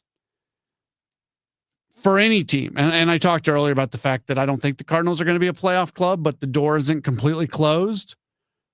For there to be any scenario where a team that's not the Cubs, Phillies, or Padres, or Brewers, if the Cubs overtake them in the NL Central, or the Mets if the Phillies overtake them, you get that group of teams that are kind of in this wild card discussion. For any scenario for another team to get in, it's going to take the Padres just falling flat on their faces. And if you weren't paying attention today, the Padres had a fantastic trade deadline. They went all in. They brought in some really good players. They are a much better team right now than they were 24 hours ago. They made the moves. Look, that's their MO. AJ Preller is their general manager. He always does that. So is there a possibility where it just doesn't work for the Padres? Yeah, that happens sometimes. Like to a lesser degree, it happened to the Cardinals last year. They bought at the deadline with Fetty and Pham, and it didn't work. It just did not work, and they fell off eventually. So, but what the Padres did was at a different level than what the Cardinals did last year with Fetty and Pham. So that's not an apples to apples comparison. It's just bringing up a recent scenario where you buy at the deadline and it doesn't work out for you. I would assume that this is going to kind of even supercharge the Padres that much more. So what have the Reds done here? They don't have much of a chance of being a postseason club. And they just went and bought. And you appreciate the fact that they're going for it. I never want to be dismissive of a team going for it. But at the same time, they've probably hurt themselves long run. Not that they've given up a ton of prospect capital. I don't think anybody's sitting there in Cincinnati going, oh, we gave away the farm. They didn't. But when you are one of these mid-market teams like the Cincinnati Reds, especially a team like the Reds that doesn't have the track record of going all in, when you lose some of your controllable talent, that can have a negative impact moving forward. So look, it's good the Reds did what they did. I'm sure they had to do it because of just them bringing in Terry Francona and them honoring probably what they said to him before they hired him. But at the end of the day, I think we'll look back probably and say that the Reds went all in at the deadline. They made themselves better, but it still wasn't good enough for them to be a postseason club. We'll take a break. We got more coming up in just a moment. Kyle Reese is going to join us. We'll talk to him about what he thinks about the Cardinals' return. We'll do that next. It is a Graybar Sports Open Line on KMOX. The Chris and Amy Show will be at Forest Park this Friday, broadcasting live from 9 a.m. to noon. Why are we hanging out at the park? Because it finally won't be 1,000 degrees. No, we're teaming up with Jerry Kelly Heating and Air Conditioning and Electrical to do 100 acts of kindness. Yeah, we figured we'd go to the park and do something nice like hand out water or suckers or something. I'm probably going to wear shorts. So come say hi at the Forest Park Visitor Center this Friday from 9 to noon. You should do lemonade instead of water. Yeah, that's a good idea. They are a Hall of Fame company, MVP talent. That would be Chesterfield Fence and Deck, the sign you have the very best. Custom sunrooms, screen rooms, pergolas, patios, retaining walls, and more. Chesterfield Fence and Deck's products are guaranteed by a 5-year labor warranty. Mention me, Tom Ackerman, and receive 48 months interest-free financing on your next outdoor project with Chesterfield Fence and Deck, the sign you have the very best. The success you've already had matters at University of Maryland Global Campus because we're a school for real life. An accredited state university, UMGC lets you earn up to 90 credits toward a bachelor's for prior learning and relevant life and work experience, or transfer up to 12 credits toward a master's. We offer affordable tuition and online and hybrid courses. Classes start August 13th. Apply now and save with no application fee. Learn more at umgc.edu. Certified to operate in Virginia by Chev. At BOS, we help you bank boldly because sometimes life throws bold moments at you. Like noticing someone used your debit card to buy 100 party store gift cards. That's a lot of party supplies. Don't worry though, BOS has your back when there's suspicious activity on your account. And we work fast to address any fraudulent charges. Are you ready for a better banking experience? Then make the bold move and switch to BOS today. Visit bankwithbos.com. Member FDIC. Hey, facility managers. At Graybar, we're not just one of the largest distributors of electrical and datacom parts in North America. We're your connection to help make your buildings smarter. We work with best-in-class manufacturers to supply products for wireless, security, renewable energy, lighting, and critical power solutions. And we have a network of integrators nationwide that can help make it work all together. So, the next time you're thinking about making your building smarter, think Graybar, and we'll help you get connected. Visit graybar.com/connected buildings to learn more. Hi, I'm Andrew Suntrup. Buying your brand new Buick or GMC has never been easier. Here at Suntrup Buick GMC, our family-owned and operated dealership has been proudly servicing St. Charles County for over 30 years by always providing aggressive pricing, a massive inventory selection, and exceptional customer service. Buying from Suntrip means you get the best vehicle at the best price. Visit Suntrip Buick GMC today or visit us online at suntripbuickgmc.com and save more at Suntrip Buick GMC. Now, back to the Strike Zone, presented by Gray Bar on the voice of the Cardinals, 104.1 FM, KMOX. Back at it. It is a Strike Zone hour, all part of a Gray Bar Sports Open Line right here on KMOX here on a Major League Baseball trade deadline day. Only one move today for the Cardinals. They trade Phil Maton to the Texas Rangers. After yesterday, they moved on from both Ryan Helsley and also Steven Matz. That was a move that was made late last night. Cardinals announced it right around midnight. Very happy to welcome on to the program. I believe this is the first time we've had him on Sports Open Line. He and I did a podcast at one point when we were doing a few more of those, but we're very happy to welcome Kyle Reese onto the program. You follow him on Twitter at KyleR416. He is all over the place, writing and doing social media and doing videos and podcasts and everything so you can see everything that he does right there. Kyle, appreciate the time. How are you? That was a horrible intro for you. I'm sorry. No, I'm a horrible guest. It's perfect. I wouldn't have it any other way. Thank you, Matt. You're not. What's your takeaway on this whole thing? Because there's a contingent of fans out there that just think the Cardinals did an incredible job in what they got back. There's another group of people that can't believe this terrible job that John Mozeliak did. Where do you stand in the return for the Cardinals for the 3 expiring contract relief pitchers that they send off? You know, Matt, maybe it's just all these years of being conditioned to accept and to see some of the things that the Cardinals front office has done. But I think that when you're talking about 3 rental relievers, and Steven Matz probably didn't get the shake that he deserved, and it was kind of a weird year for Ryan Helsley, and Mr. Phil Maton pitched better than we probably all could have imagined. It was just such a weird year for 3 rental relievers. And when you see the promise and the potential of some of the prospects that the Cardinals got in return, while there isn't much at the higher levels that's going to impact the Cardinals, and definitely not in 2025, but certainly not in 2026, talking about a little further down the line. It's frustrating, but there is a lot of talent to build on that I'm excited to see how it develops with the Cardinals' new player development system and some of the angles and attack motions that they'll take with this group. Yeah, I've been most interested to watch the profile of players that they've been bringing in, because we saw it during the draft a couple weeks ago, and now this is the second chance to see it. I think Chaim Bloom's fingerprints are all over this, because it feels like they are bringing in a different type of player than they have brought in previously. Would you agree with that general thought? I think it's interesting. In the 2024 draft, we started to see the Cardinals do some interesting things when Chaim first came in as an advisor. I remember with the 7th round pick, they took Andrew Dukanich, who was coming off of Tommy John surgery, gave him a little bit of a bonus in 2024 to be that 7th round pick. He made his organizational debut last night at Palm Beach, and he was electric. He throws a high velocity fastball, and I think, of course, with a couple of really good breaking pitches. And I think Dukanich was kind of the precursor to what we saw in the 2025 draft, and also what we've seen so far out of the deadline, what we saw at the deadline. And it's been really interesting to see that meld with some of the old philosophies that the Cardinals scouting department would highlight in drafts and at the trade deadline. Interesting release characteristic fastballs.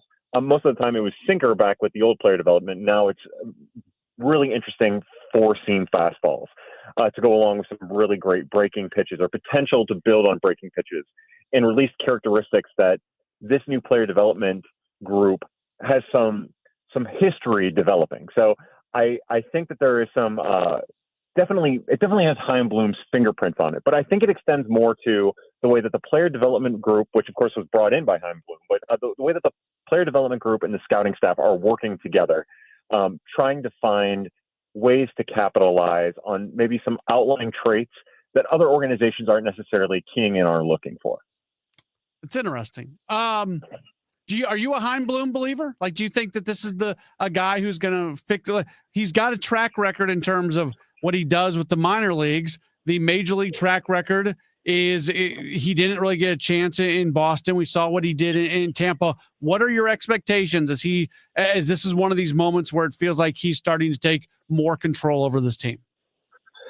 I don't know if I have expectations. I don't want to have expectations. I don't want to react just yet. I think that the Cardinals need to put themselves in a position where these trade deadlines, especially two of the last three that we've had, and even if you want to count the 2024 trade deadline with, Fetty and Edman and Pham and that trade, I think the most important thing is that the Cardinals just get in a position where these are stories of the past. These are deadlines of the past. And they work to be that explosive big get at the deadline. And I don't know if I know enough, even with looking at his history with Tampa Bay or looking at his history with Boston.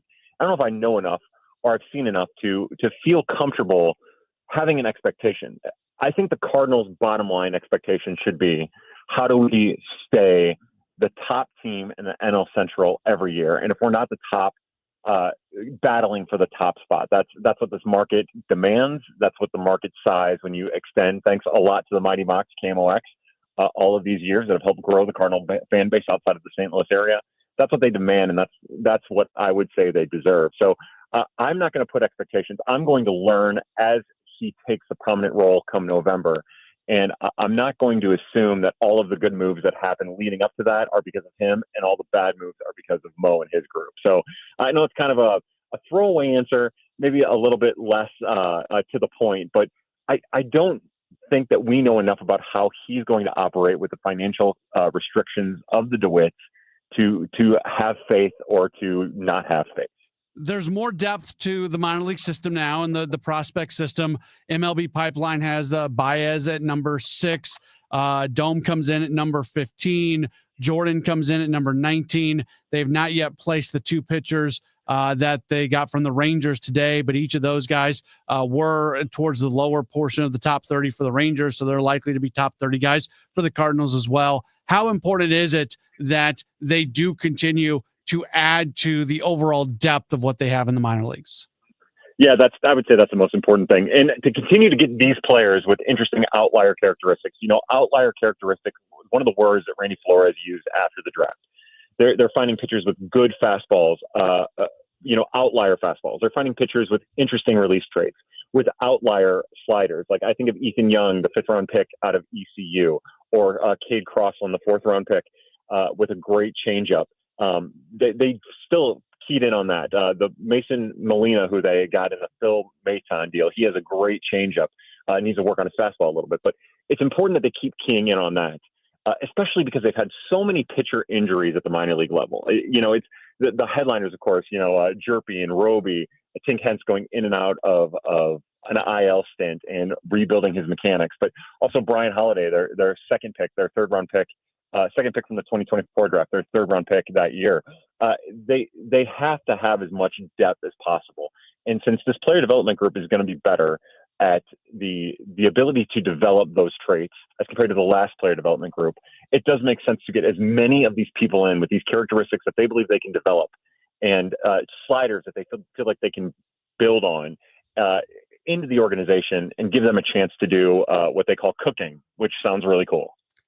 These trades, I guess I'm trying to just look at this entire deadline and look at the entire organization, see where they go from here. There seems to be more of a focus on the extended future, but at the same time, they don't move any of the position players. What have you liked to have seen? I always talk about the redundancies on the roster. There's so many darn redundancies, and it feels like this was an opportunity to maybe clear some of that up if they would have moved on for a position player. Is that something you would have liked to have seen them done, or are you comfortable with that being revisited in the offseason? Matt, for when I was writing pretty regularly for Birds on the Black, I used to have in my drafts every year a new version of what I would call a roster of redundancies. And I feel like maybe one of the most condemning things during the John Mozeliak era is pretty much since 2017, 2018, the Cardinals have kind of built these roster of redundancies where all of a sudden they have 15 left-handed outfielders on the 40-man roster, and they're all the same type of guy, and that's kind of been a recurring theme over these last couple of years. And so, to your point, ever since I've been doing these drafts that I've never published, I've always wanted them to avoid that redundancy, to capitalize on some of the depth that they have. So, without knowing what the returns or the offers were I absolutely would have loved to have seen them explore that a little further. But, for me in particular, I think Lars Nootbaar is incredibly valuable. I think Nolan Gorman is incredibly valuable. I think that trading them when they're both hurt is a dangerous game to play. But I definitely think they should have been a little bit more open to moving both of those than it sounds like they were. The other one for me, and I think I've heard you talking about this today, is Jojo Romero in particular. I find myself scratching my head, and again, maybe that's just because of how the market was. And Jojo has been incredible for the Cardinals, and it's hard to imagine the Cardinals moving forward in 2026 without Jojo Romero in the back of their bullpen. But you think about him becoming a free agent at the end of 2026, him pitching as well as he is now. What we know about the free agent relief market in the offseason, usually being slow and not very robust, this was probably your last real chance to get a real return, if such a thing existed in this market for him. And I was definitely kind of disappointed that it didn't seem like that was on the board at all. So definitely would have liked to have seen them move from some of the depth on the 40-man and the depth they have in the minor leagues, whether that being catcher or those left-handed bats or left-handed pitchers. But I guess we'll see if maybe Heim and his group get a fresh run at it in the offseason. Well, based off some of what Mo said today, it sounds like JoJo's going to get the first chance at being the ninth inning guy. So we'll see what that looks like the rest of the way. They've got 40-man flexibility right now, and they could have even more 40-man flexibility because they've got a couple minor league guys on the 40-man roster who are injured. So if they wanted to start their clock, they could get them on the 60-day injured list and create even more space. I don't think that's going to happen, but the point is 40-man issues are not that right now. And Mo also had kind of a throwaway comment today. I'll finish you off with this. He had this throwaway comment that basically said, as is normally the case in the final couple months of the season, there's going to be more 40-man churn. So that makes me feel like they are positioned to maybe move on from some of these players that are on the major league roster if they need to. I don't know exactly what that's going to look like. I just thought it was really interesting when Mo kind of threw in that comment today. Oh yeah, that definitely piqued my interest. I can't wait to see what that looks like. I don't know if that means maybe if Miles Michaelis continues to struggle that they'll make a move there. I'm anxious to see what happens with the left-handed side of the bullpen now, because all they have is Jojo Romero, and they don't really have a reserve on the 40-man. I know that they're trying to make up their mind about who these three call-ups are going to be to replace the three bullpen arms that have been traded. And I think we all kind of believe Ryan Fernandez will find his way back to the organization. He's been to the Cardinals, to the major league team. He's been pitching really well for Memphis. We think that he might be one, but I'm anxious to see if not a flashy name or probably a long-term major league contributor, but I'm actually anxious to see if someone like Alex Cornwell, a lefty with really pronounced mechanics and some good off-speed offerings, makes a major league debut. A minor league journeyman at this point, Nick Raquette, he could be a really interesting lefty add to the bullpen. But I think that's the name of the game. I think it'll be interesting to see how they supplement that bullpen, and if they dip down and get to say, Quinn Matthews, you're having trouble with fastball velocity, you're having trouble with fastball location. Let's get you up to the majors. Let's see if you can work on it in short inning stints at the major league level. That's probably way out of the box. But I think if you're an organization that is probably wants to supplement their fan base with some excitement, even with the struggle, I think you're going to need to do something a little bit out of the box. And I'm anxious to see if they do something like that with Quinn or another one of their pitching prospects or hitting prospects that is exciting, whether that be JJ Weatherhold or otherwise, that is exciting, that might help energize the fan base and when things might not feel that energetic. We got a message from Jacob, and it says we got Kyle and Bernie on the same show on the same day. Now we just need it at the same time. I need that Bernie Kyle mashup episode. I'm in. Hey, look, anytime you want to have me on, this is an absolute honor and a thrill. Bernie was. I heard Bernie earlier today. He had some really great and smart comments, like he always does. When he had his own show, I was on a show. It was a blast. That would be an honor. Look, this is a true honor for me, Matt. Awesome. Well, we appreciate you taking some time. Nice work over the last couple of days, and we'll do this again at some point in the future. Sounds great. I can't wait. Thanks, Matt. You bet. Very good. That's Kyle Reese joining us. We appreciate him taking some time with us. Social media legend. How about that? I should have said that to him while he was on the air. I gave him a terrible intro. I could have just called him social media legend. Instead, I'm like meandering through the different things that he does. And like I talked about, I don't think he does a lot of video. I said video. I don't know. I was just talking. Words were coming out of my mouth. I didn't know what they were. That's great when you do what I do for a living. One more break. We'll come back. We'll wrap up the program. It's Gray Bar Sports Open Line on KMOX. Get ready, St. Louis. Two acclaimed performers will headline a summer finale on the Muni stage Thursday, August 28th. International music icon Diana Ross and multi-Grammy Award-winning artist John Baptiste. And this is your chance to win a premium VIP experience to see the show. VIP includes a pair of box seats, a pair of VIP pre-party tickets, free drinks at the intermission bar, and a free parking pass. Register now online at KMOX.com/contest for your chance to win. Retiring soon? Get the information you need by joining Kyle Jones and Matt Allgeier of Fira Capital Management for your retirement highway, Sunday mornings at 9:30. Investment advisory services made available through Pine Ridge Advisors, LLC, registered investment advisors. Securities made available through AE Financial Services, LLC, member FINRA and SIPC. You might know Gray Bar for cable and connectivity, but there's one more thing you should know us for that can help optimize your project's total value, like our comprehensive electronic solutions for security, AV, wireless, and networking, or our specialized job site services, like material staging and kitting, or maybe our logistics specialists who can help you identify efficiencies and ensure just-in-time delivery. So consider what one more thing you may need to optimize your bottom line and get to know us for that. Yep, Gray Bar does that. Is your home, business, or church looking tired, chalky, or in need of curb appeal? Go Rhino. Tired of painting year after year?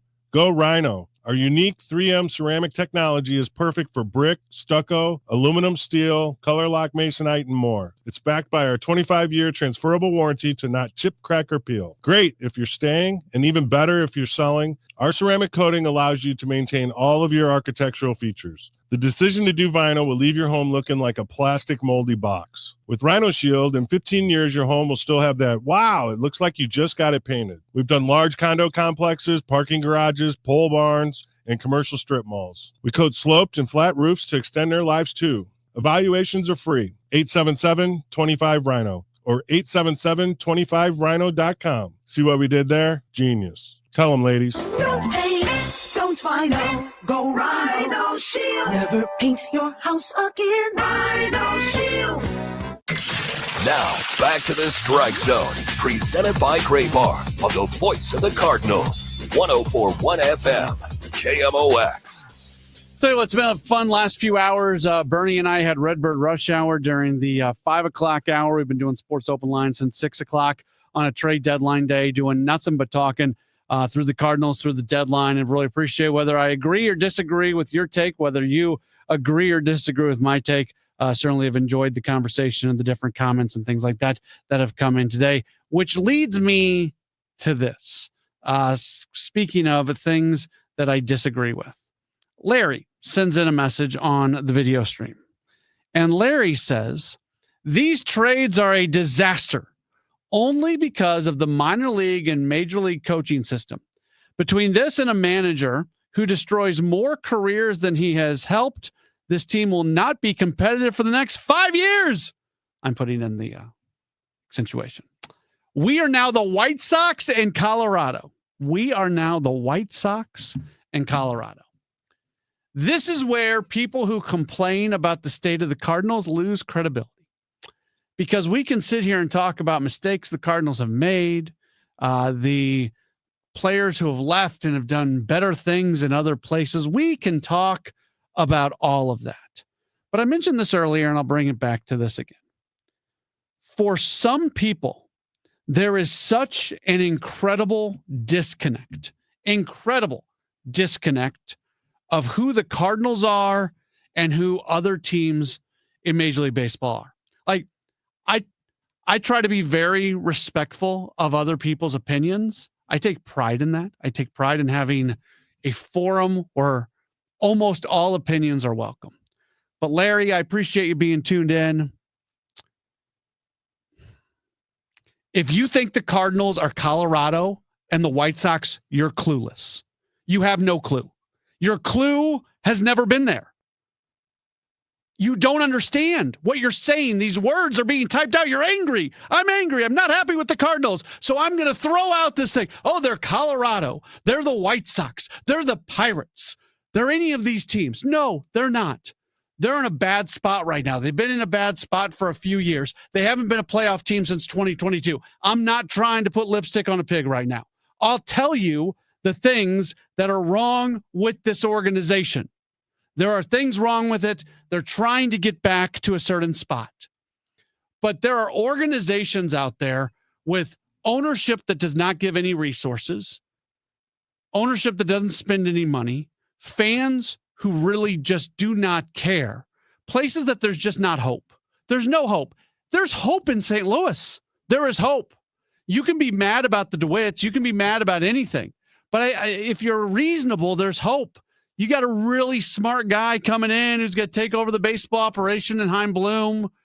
This is an organization that will state that they're going to get back to a point of spending money and things like that. There's hope. We'll see what happens. Hope doesn't guarantee results, but there's real hope. There's not hope in Pittsburgh. There's not hope in Chicago with the White Sox. There's not hope in Colorado with the Rockies. There's none of that. If you think being a Cardinals fan is like being a White Sox fan or being a Rockies fan, you have no clue. You have no clue. It's a different world of not being able to contend or compete. The Cardinals had a bad season last year. They didn't make to the playoffs. They were still above 500. The Cardinals have been above 500 since, May 7th until yesterday. Okay, I'm not saying this to lift them up, that they're doing the job that they need to do. No, there's much more they need to do. Even just being a playoff team isn't enough. You want more from the Cardinals. There's nothing wrong with asking for more from the Cardinals. But let's do that. Let's have that conversation. Let's not have this idiotic conversation of, oh, they're just like the Rockies. No, that's not it. That they're not the Rockies. They're not the White Sox. There's things they have to be better at. There's things they have to be better at, and there's things that hopefully they're getting better at. But that's not where they're at. They're at a starting point, if you want to consider this a starting point, which it's not. But if you go from here moving forward, they're a whole lot closer to being a very good baseball team than some of those other teams. So stop comparing the Cardinals to the Pirates, to the Rockies, to the White Sox. Just stop. Thanks for being tuned in. It's been a Gray Bar Sports Open Line. We'll talk to you tomorrow right here on KMOX. You know Gray Bar for electrical parts, but there's